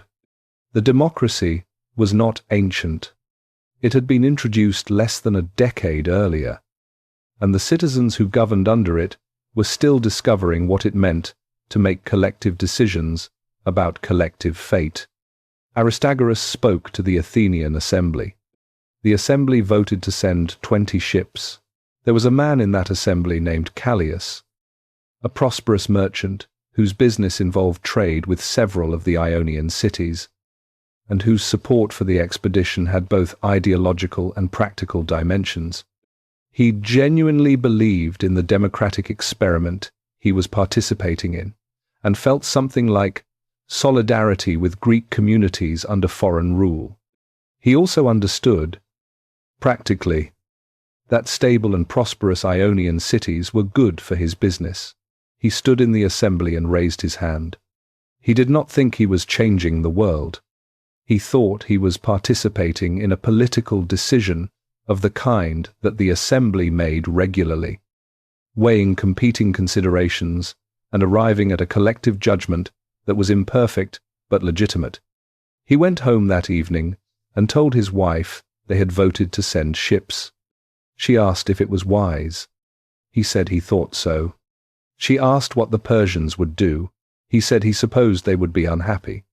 He did not sleep particularly well that night. The 20 Athenian ships joined the Ionian fleet in the spring of 498.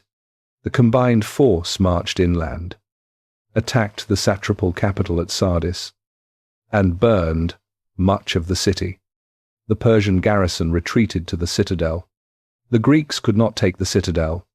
They withdrew toward the coast, on the way back to the sea, either deliberately or accidentally depending on which source you prefer.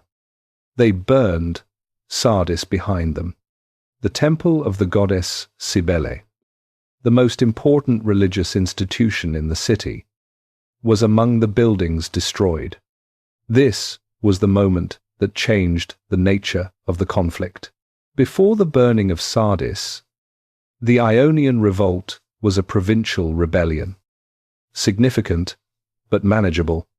After the burning of Sardis, it required a response from the king himself. Not because the strategic stakes had fundamentally changed, but because the symbolic stakes had. Sardis was not just any city. It was the capital of the Western Empire, the seat of the satrap of Lydia, the city that represented Persian authority in the region. Burning it was not a military tactic. It was a statement. It said that Persian authority in the region was conditional, that it could be challenged, that it could be made to retreat. Statements like that require answers. Darius sent forces to suppress the revolt. The suppression took 5 years. Because the Ionian coast is a complicated geography, and because the Greek cities were fighting on their own territory, with the advantages that defending familiar ground provides. But the outcome was never genuinely in doubt. The Persian Empire was too large and too experienced at suppressing provincial rebellions for a coalition of Greek coastal cities to overcome. By 494, Miletus was destroyed. The male population was killed or enslaved.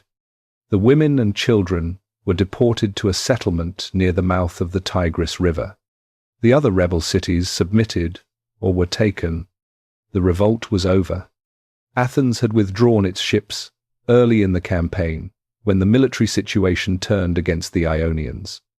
The 20 ships had come, burned Sardis, and gone home. But they had not been forgotten. A general in the Persian force that suppressed the revolt, a capable man who had participated in the later stages of the campaign, had watched the Ionian cities fall one by one back under Persian control. He had been an officer long enough to understand the difference between military success and political resolution. The cities were back under Persian authority. The rebellion was over. But something had been demonstrated that could not be undemonstrated. 20 ships from Athens had crossed the Aegean. They had joined a rebellion against the empire. They had burned the capital of a Persian province. They had returned home without consequence. He was not a political analyst. He was a soldier. He thought about problems in terms of forces and objectives and consequences. He thought there should be consequences. He thought Darius would agree. He was right. Now look at what the Ionian revolt actually revealed. Underneath the military narrative of rebellion and suppression, the Greek cities of Ionia were not fighting for a word. They did not have a fully formed political philosophy they were articulating in theoretical terms. What they had was a set of political habits, the habits of cities that had governed themselves for long enough, that self-governance had become part of their identity, part of what they meant when they said they were who they were. Persian imperial administration was not brutal toward Ionian cities. The taxes were not crushing. Many aspects of local life continued under Persian rule, much as they had before. The Ionian cities were, in the material sense, not dramatically worse off than they had been as independent communities, but they were not independent. And the absence of independence, once you have had it, is a specific kind of loss that administrative competence cannot compensate for. It has nothing to do with how well you are being managed. It has everything to do with who is doing the managing. Darius's system was designed to answer the question of how to govern people effectively. It was not designed to answer the question of what to do with people who did not want to be governed by him specifically. Regardless of how effectively he did it, the Ionian revolt did not overthrow the empire. What it did was introduce into the conflict a language about what cities owed to their own citizens versus what subjects owed to a distant king. A language that the Persian imperial vocabulary had no good translation for. Darius suppressed the revolt. He burned Miletus. He restored order. But order, in this case, was not the last word. The last word belonged to a language he had no translation for, and the cities that spoke that language were not all on the eastern side of the Aegean. After Miletus burned, Darius made a decision. He was going to deal with Athens. The reasoning was straightforward from inside the imperial framework, and it is worth tracing carefully because understanding the logic is what makes the subsequent history legible rather than simply dramatic. Athens had sent 20 ships to support a rebellion against the Persian Empire. Those ships had participated in the burning of Sardis. Athens had then withdrawn those ships before the rebellion was fully suppressed, returning home without any formal acknowledgement of what it had done or any gesture toward the kind of accommodation that powers in the empire's sphere normally made when they had overstepped. From a Persian administrative perspective, this was not primarily a military problem. 20 ships from a small city across the Aegean did not represent a strategic threat to an empire of 20 million people. Athens could not invade Persia. Athens could not undermine the satrap system, or disrupt the tribute collection, or threaten the road network. The problem was the precedent, an empire that governs through systems rather than through the personal presence of the king, governs through the perception of those systems. Every satrap, every provincial governor, every local community that exists within or on the border of the empire makes daily calculations about the cost and benefit of compliance. Those calculations are based on what the empire has demonstrated it will do when its authority is challenged. If Athens could send ships to support a rebellion, burn a provincial capital, and return home without consequence, that demonstration would be visible to every satrap and every provincial community in the empire. The sense that challenging the king's will had predictable and serious costs would be visibly compromised. Darius did not need to conquer Greece. He needed to demonstrate that there were consequences for choosing the wrong side. He sent heralds to the Greek city-states, demanding earth and water, the traditional Persian symbols of submission. Many cities complied. The islands were particularly forthcoming. Understanding their geographic vulnerability to a naval power with the resources of the Persian Empire behind it, Sparta received the Persian heralds and threw them into a well. Athens received the Persian heralds and threw them into a pit. Both cities understood what they were doing. Killing heralds was not an act of self-defense. It was a deliberate statement that the demand for submission was being rejected in the most emphatic form available. It was, in the diplomatic language of the ancient world, a declaration that the relationship between Athens and Persia could not be managed through normal diplomatic protocols. There was a man named Miltiades in Athens who had served as a Persian-appointed governor in the Thracian Chersonese before the Ionian revolt, and who had then fled to Athens when Persian authority reasserted itself in the region. He knew the Persian military from the inside. He had served alongside Persian officers. He understood how the imperial system thought about provincial governance and military responses to non-compliance. He also understood Athens in ways that his experience in Thrace had sharpened. He had watched the democratic reforms take hold. He had watched a city develop a new kind of political identity, one rooted not in dynasty or aristocracy, but in the collective decisions of its citizens. He was elected one of Athens's 10 generals for the year 490 BCE.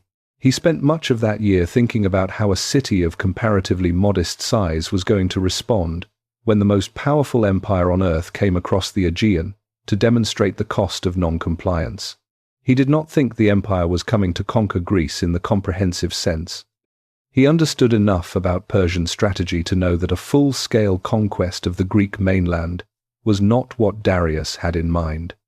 What Darius had in mind was a surgical demonstration, the capture and punishment of Athens and Eretria.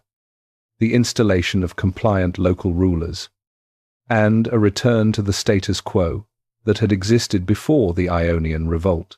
The problem with surgical demonstrations is that the patient sometimes does not cooperate. Miltiades understood something about the terrain around Marathon, the coastal plain northeast of Athens, where any Persian force coming by sea would most likely land. That made him think cooperation might not be necessary. He walked that terrain several times in the months before the Persian fleet appeared on the horizon.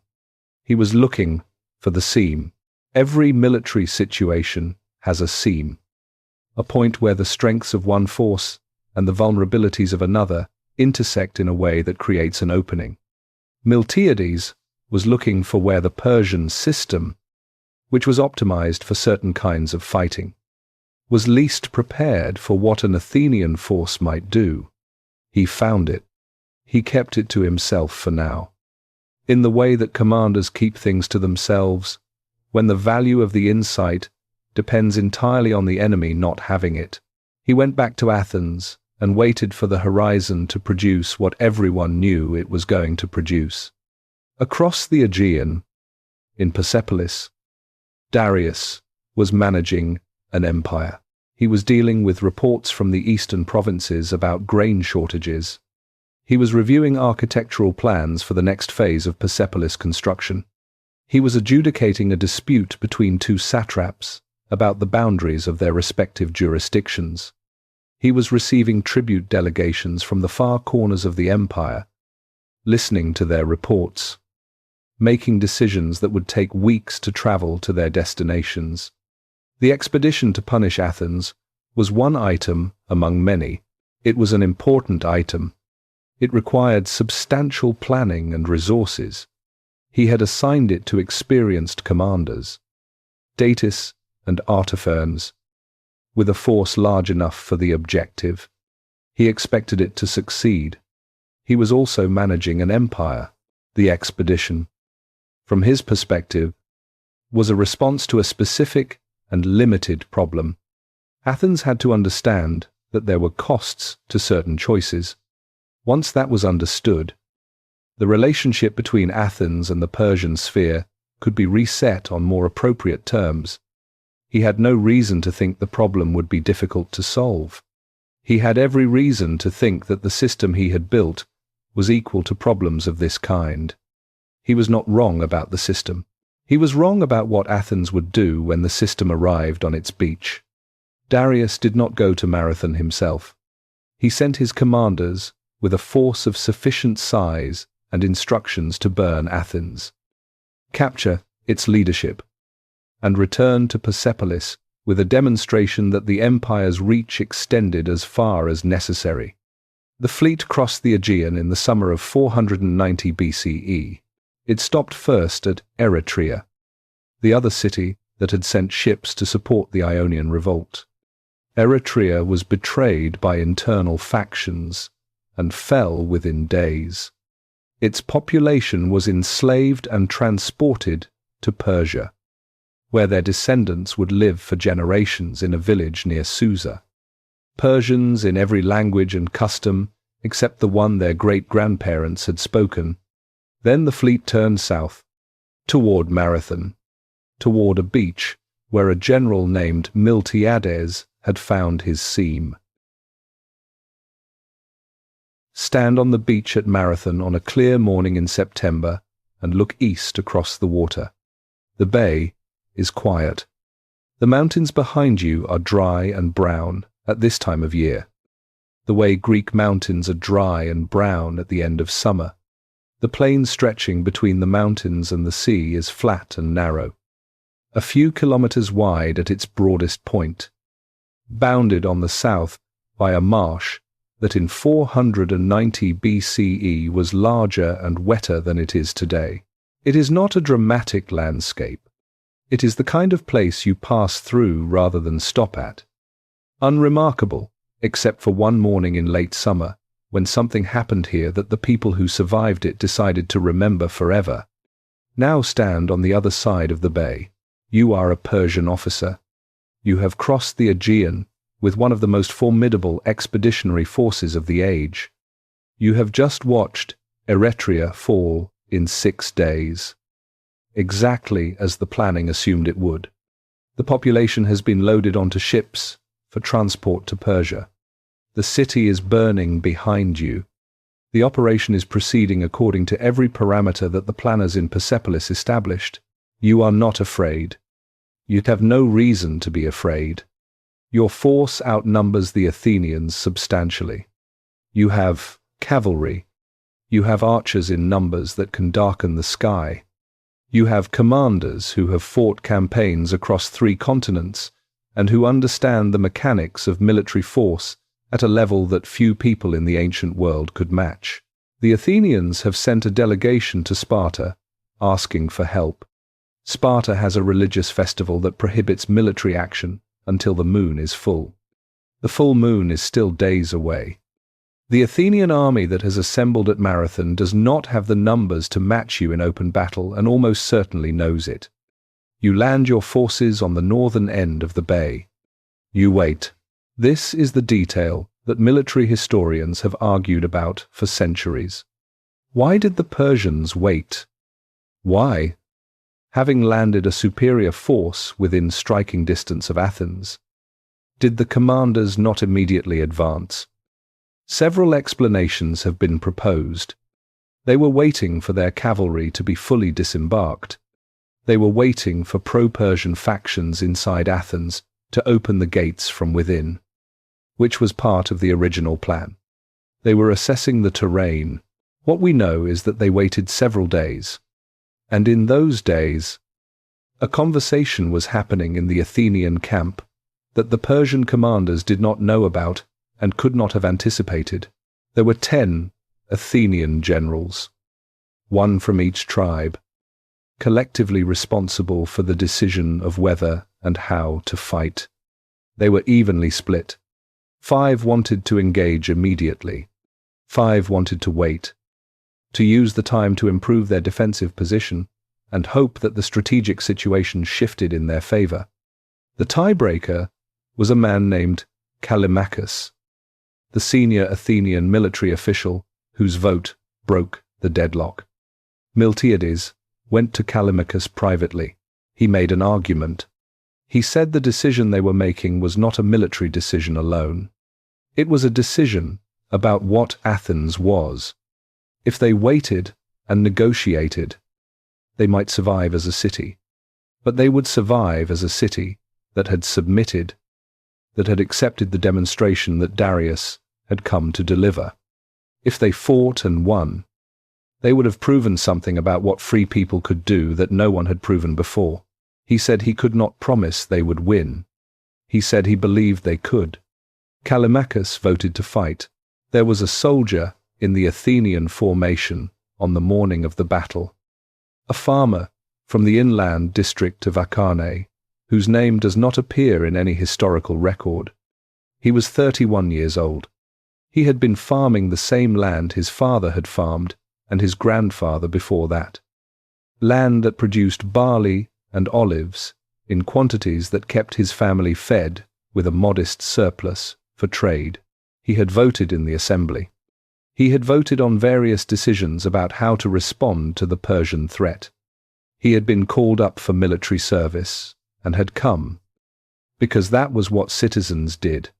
He was standing in a formation of several thousand men, arranged in a line that stretched across the width of the plain, from the mountains to the marsh, facing a force that outnumbered him. He was not thinking about democracy or freedom or the future of Western civilization.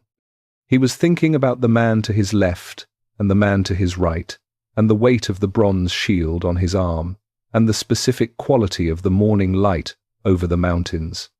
He was thinking about whether this was going to work. He had been told what to do. Run. Run at full speed from the moment the order was given.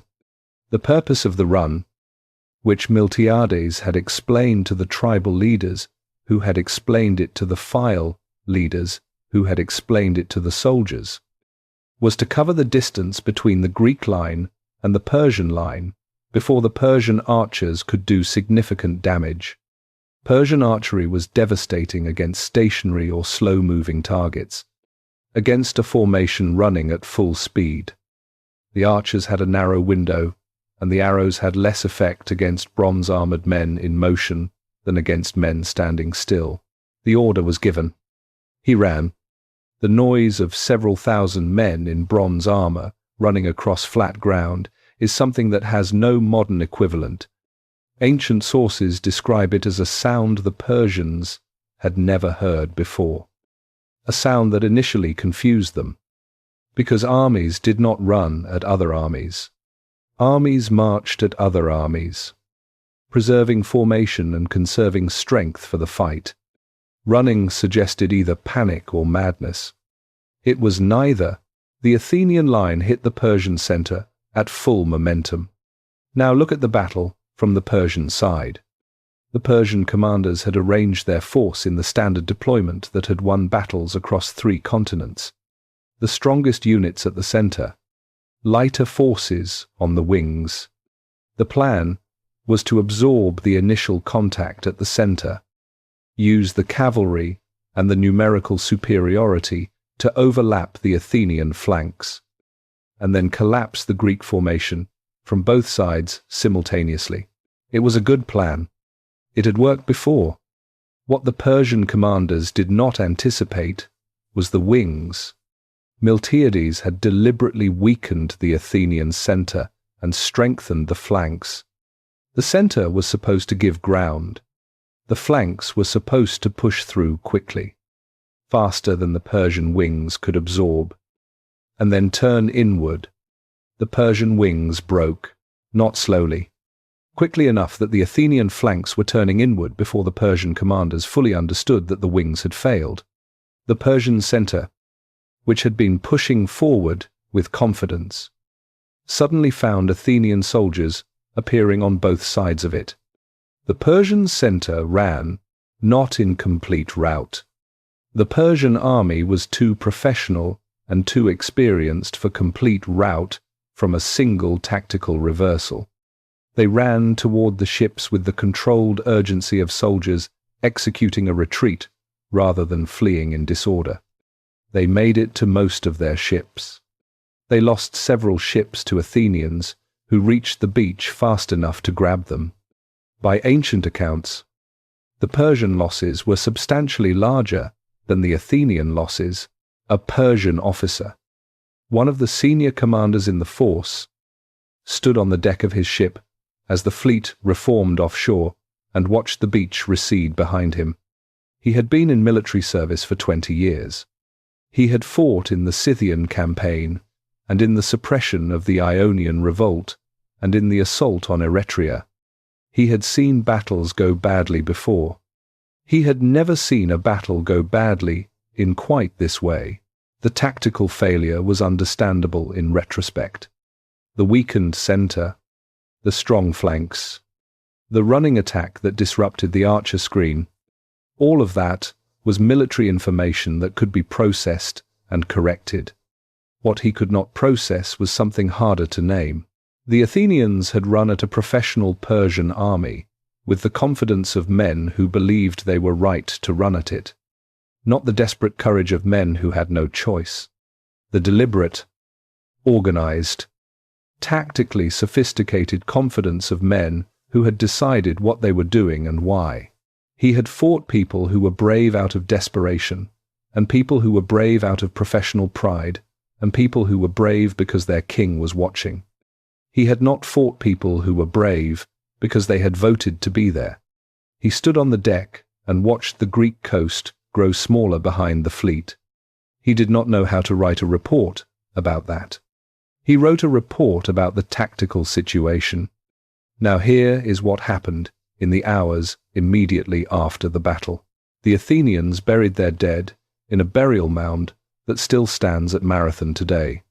They sent a runner to Athens with the news. The runner, according to later accounts, ran the approximately 40 kilometers to Athens, delivered the message, and died from the effort. This detail is probably not literally true in the form we have inherited it. It was added to the story later. The way stories about decisive moments accumulate the dramatic details they need to be told properly. But it became part of the story. It became, eventually, the part of the story that everyone knew. It became the origin of the word marathon in the modern sense. While the Athenians were burying their dead, the Persian fleet was sailing around the Attic Peninsula. The original objective was still Athens. The land force had been repulsed at Marathon, but the fleet was intact, and a naval assault on Athens itself remained possible. The Athenian army marched back to Athens. They covered the 40 kilometers in full armor. In the September heat, after the morning's fighting, they arrived before the Persian fleet. They were standing on the shore when the Persian ships appeared on the horizon. The fleet held offshore for several hours. The commanders made their assessment. The army they had just fought was standing on the beach in front of them, having covered a ground distance in hours that should have taken most of the day, showing no signs of the demoralization that defeat normally produces. The fleet turned around. It sailed back across the Aegean. In the days after Marathon, something began to happen in Athens that would shape the next 2,000 years of Western civilization, though no one alive at the time understood it in those terms. The Athenians began to tell the story. They told it to the Spartans, who arrived 2 days late and walked over the battlefield. They told it to the other Greek city-states that had either sent forces or declined to send forces or had submitted to the Persian heralds. They told it to each other. In the assembly, in the markets, in the evenings over wine, they erected a trophy on the battlefield, the traditional Greek marker of victory, a post hung with captured Persian armor. They commissioned paintings of the battle for the walls of public buildings. They established an annual ceremony of commemoration. They did all the things that people do when they understand, in the immediate aftermath of an event, that what just happened is something they will be telling forever. Callias, the merchant who had voted to send ships to Ionia 11 years earlier and had not slept well that night, was standing in the assembly when the reports from Marathon came in. He was in his 50s now. He had watched his city change around him into something new and uncertain and occasionally magnificent. He listened to the generals describe what had happened. He thought about the vote 11 years ago, the 20 ships, the night he had not slept. He thought about what it meant that a city of his size had just fought the army of an empire that governed 20 million people, and won. He went home that evening and told his wife. She asked if he was glad they had sent the ships. He thought about it for a longer time than the question seemed to require. He said yes. Across the Aegean, in Persepolis. The reports arrived in the normal course of imperial communication, carried by the same courier system that had connected the empire for a generation. Darius read them. He was managing an empire. He read the Marathon report, and he read the report about grain prices in Bactria, and he read the report about a bridge that needed repair on the eastern section of the Royal Road, and he read the report about a jurisdictional dispute between two satraps in the northern provinces. He set the Marathon report aside. He picked up the next document. Marathon was not the day Persia lost. It was the day Greece became the storyteller. And storytellers, not armies, decide what history remembers. Darius did not retire after Marathon. He experienced it as a setback, a significant one, in the sense that a campaign designed to deliver a demonstration had instead delivered an ambiguous result and left the specific problem of Athens unresolved. But a setback is not a catastrophe. A setback is information. It tells you that your approach needs adjustment. He began planning the adjustment immediately. The next expedition to Greece would not be a punitive raid. It would be a full-scale campaign, organized at a scale commensurate with the actual strategic importance of the objective, which Darius now understood to be larger than the planning for the Marathon expedition had assumed. If Athens was going to resist demonstration, Athens needed to be addressed with the full weight of imperial resources. He spent the years from 489 to 487 BCE in sustained military and administrative preparation, levying forces from across the empire, commissioning ships, organizing supply chains for a campaign that would involve moving enormous numbers of men across water and into unfamiliar terrain. The preparation was serious. The scale was serious. Everyone in the Greek world who was paying attention understood that what was coming was not another marathon. And then, in 487 BCE, Egypt revolted. Egypt revolting was not a surprise in the way that Marathon had been a surprise. The administrative strains of the years following the Ionian revolt had created genuine grievances in the province that local officials had been noting in their reports. The revolt was serious enough that it could not be delegated. It required a royal response. The kind of personal attention that the most important provinces of the empire demanded when they made the decision to test the relationship with the center. The Greek campaign had to wait. There was a senior advisor in the court of Darius during these years, a man who had been part of the administrative machinery of the empire since the early years of the reign, and who had watched the king navigate 4 decades of crises with the attentiveness of someone whose job required him to understand the king's thinking rather than just his decisions. He watched Darius manage the post-Marathon period. What struck him was the consistency. A man who had just lost a military engagement, who had sent a force across the Aegean to deliver a demonstration, and had seen that force return without delivering it, might have been expected to show some sign of the experience. Anger, urgency, the specific impatience of someone who has been embarrassed and needs to restore their standing. Darius showed none of that. He worked through the preparation for the Greek campaign with the same systematic attention he brought to every major undertaking. He reviewed reports from every relevant province. He consulted commanders who had been at Marathon. He made adjustments to the planning based on what the Marathon report had revealed about Athenian tactics. He treated the information of the defeat as exactly what it was, information, rather than as a wound that needed to be covered. Then Egypt revolted, and he turned his attention to Egypt with the same systematic attention. The advisor thought about this quality in the king sometimes. In the quiet moments between administrative tasks that a long career provides, Darius had been governing for 35 years.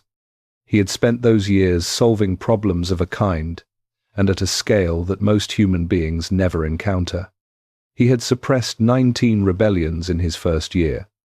He had fought a campaign in Scythia that ended without resolution. He had watched the Ionian revolt consume 5 years of attention and resources. He had sent a fleet to Marathon and watched it come back empty-handed. And he had kept working, not from the forced persistence of a man who has no other option, from the genuine conviction, visible in every decision he made, and every system he built, and every inscription he commissioned, that the work was worth doing, and that the right response to any obstacle was to understand it better and try again with better information.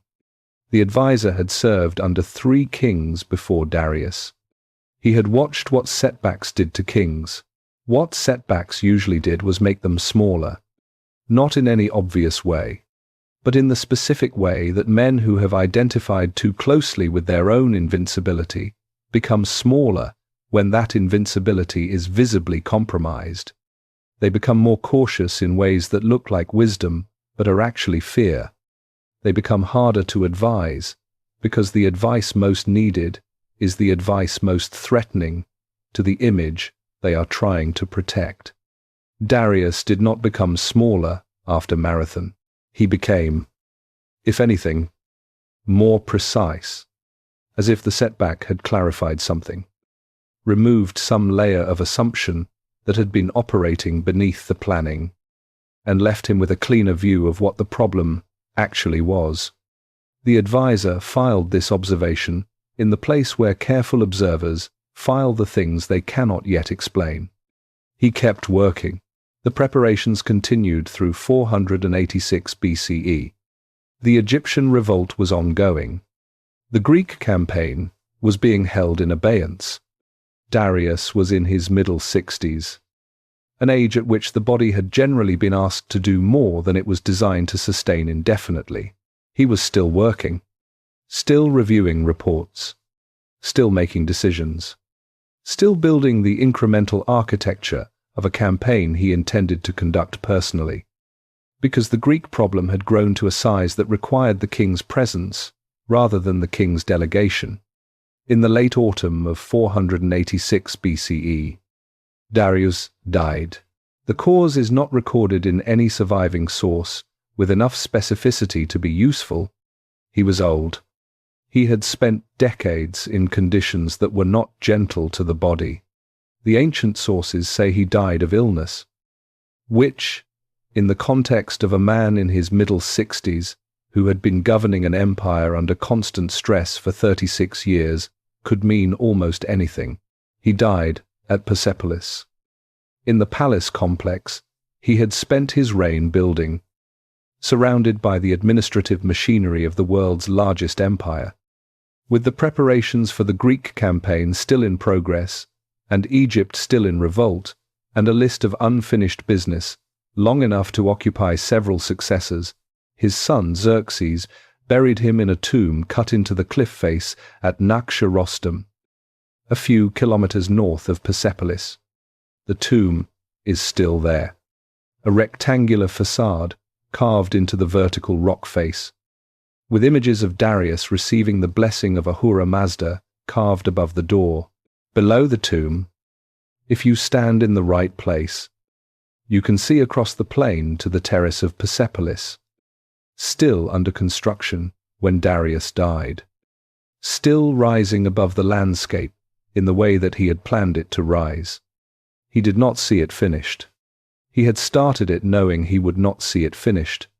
The work outlasted the man who began it, which is either the definition of failure or the definition of legacy.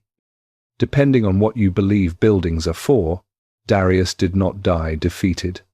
He died with unfinished business, which is the most honest way a man who built as much as he built could possibly die. Empires are not projects with endings. They are commitments with complications. Persepolis was not finished when Darius died. The work continued. The craftsmen, who had been recruited from across the empire, kept coming.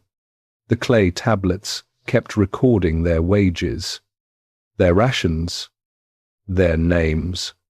The columns kept rising above the plain of Marv Dasht. The reliefs kept being carved.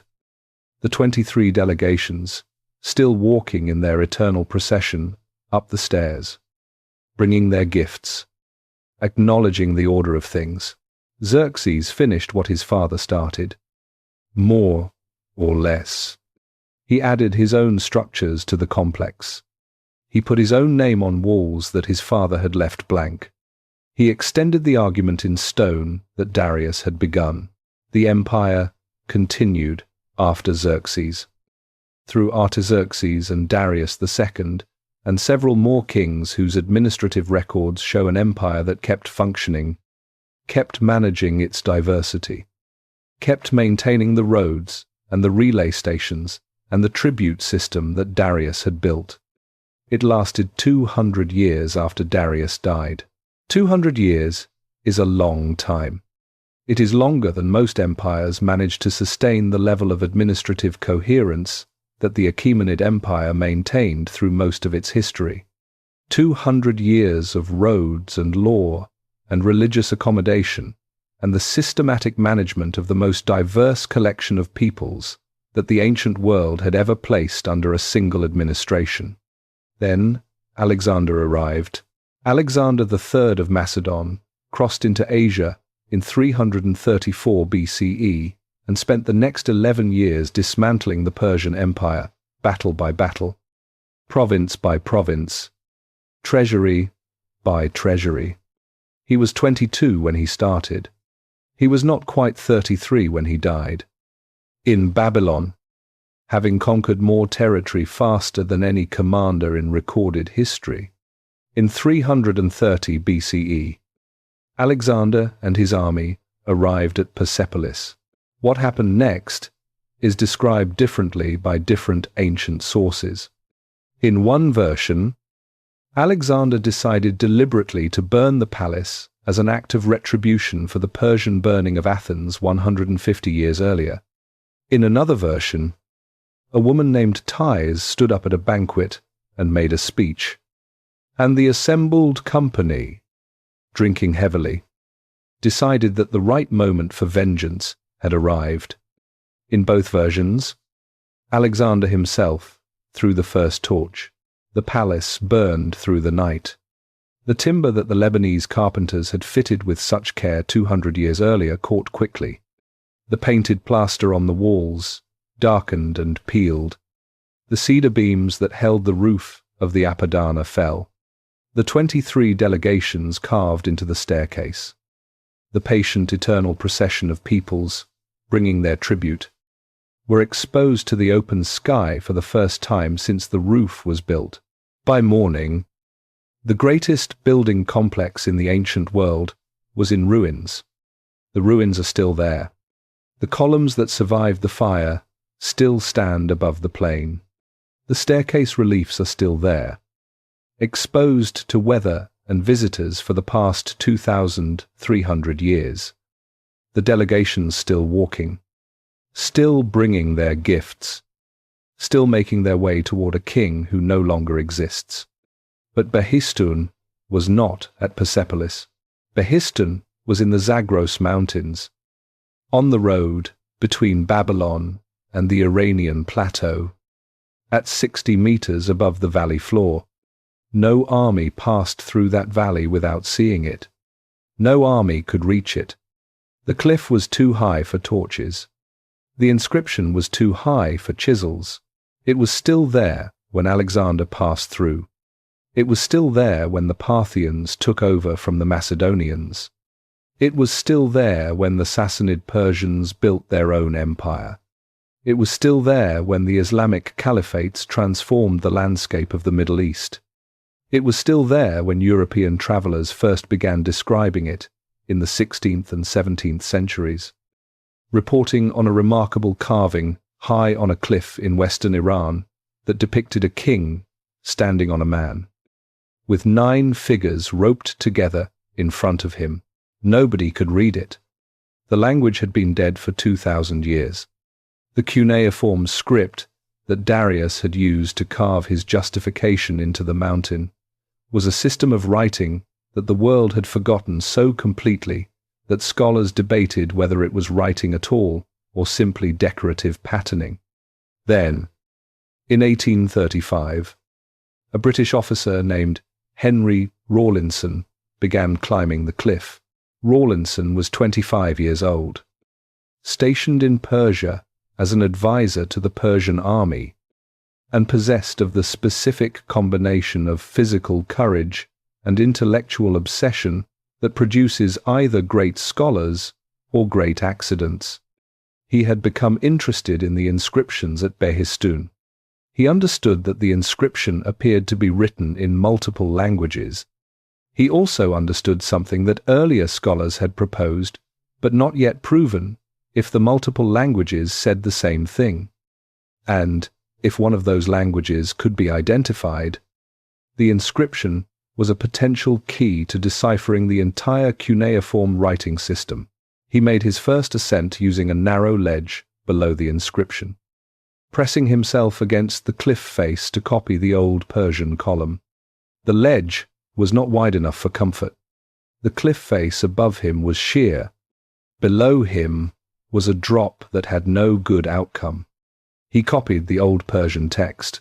He came back. He needed the Babylonian column, which was around a corner from the old Persian section and required rigging a system of ropes to reach. He suspended himself from the ropes against the cliff face, a notebook in one hand and a pencil in the other, and copied the Babylonian text letter by letter. He came back a third time, years later, for the Elamite section, which required a papier-mâché mold to capture the text accurately enough to work with. He brought the copies back to London. He worked on the decipherment for years, corresponding with other scholars, testing interpretations, building the analytical framework that would eventually allow a reader of one version of the text to confirm readings in the others. By 1847, Rawlinson had cracked it. The Babylonian cuneiform could be read, and because the cuneiform writing system was used across the ancient Near East for 3,000 years, unlocking Babylonian opened everything. Sumerian records that had sat unread in museum basements for decades, Assyrian royal annals, Babylonian mathematical and astronomical texts, the administrative records of civilizations that had been silent for 2 millennia. All of it became readable because a man hung from ropes on a cliff in Iran to copy a text that Darius had placed there so no one could reach it. Darius had carved the Behistun inscription at 60 meters so that no one could physically climb up and argue back. He had written it in 3 languages to ensure universal comprehension. He had distributed it across the empire so that his version of events would arrive everywhere simultaneously. He had not anticipated Henry Rawlinson. He had not anticipated that the same inaccessibility that protected his inscription from revision would also protect it from the time and the vandalism and the deliberate erasure that had destroyed so much of the ancient record. He had not anticipated that the 3 languages he had used to ensure his story reached everyone would serve, 2,300 years later, as the key that unlocked 3,000 years of human history. He had not anticipated that the text he carved to control his story would become the key that unlocked everyone else's. The clay tablets from Persepolis, the ones that recorded the wages of the stonecutters and the name of the craftsman who received 3 quarts of wine per day, were found in a sealed treasury in 1933. They were shipped to the Oriental Institute at the University of Chicago for study. Scholars have been working through them for nearly a century. The tablets are still there, still being studied, still yielding information about how the empire functioned, how people lived and worked and were paid and moved through the administrative structure that Darius built. The craftsman whose name appears in those tablets has been dead for 2,500 years. His name is in the record, and the young stonecutter from Sardis, who spent 6 years carving other people's glory into permanent stone, and then carved his own name into the back of a block that would be pressed against a wall and never seen again. His name is still there too, pressed against the stone behind it. In the dark. Now, go back to Marathon. The runners who cross that finish line every September are completing a course that roughly follows the route between the plain of Marathon and the city of Athens. They run because a word entered the language. The word entered the language because a story was told. The story was told because a battle happened. The battle happened because a king decided that a small city across the Aegean needed to understand the cost of certain choices. Almost none of them know that the sentence associated with their nation's postal service was written by a Greek historian admiring Persian couriers. Almost none of them know that the administrative concept of named workers, compensated for their labor on public projects, has significant roots in the world that King built. Almost none of them know that the clay tablets recording who got paid what to build what are still being studied in Chicago, still yielding information about people who have been dead for 2.5 millennia. They run because the word exists. The word exists because of a battle. The battle happened because of an empire. The empire was built by a man who is remembered in the West, mostly for the battle. Here is what the full record shows. Marathon gave the West a legend. Behistun gave the world a key. Darius did not lose the story of history. He lost the story of the West. Those are not the same thing. The cliff at Behistun is still there. The inscription is still legible. The king is still standing on the chest of the man who challenged him, his arm raised toward the god who chose him. 9 rebels roped before him. The 3 languages of his authority carved into the limestone of a mountain that was already ancient when he climbed it. He carved it there so that no one could reach it to argue back. He was right about the reach. He was wrong about the arguing. 2,500 years later, we are still reading it, still arguing about what it means, still trying to figure out where the order he believed in ended and the order he imposed began. He put that question into the stone. It is still there. It will be there when we are gone.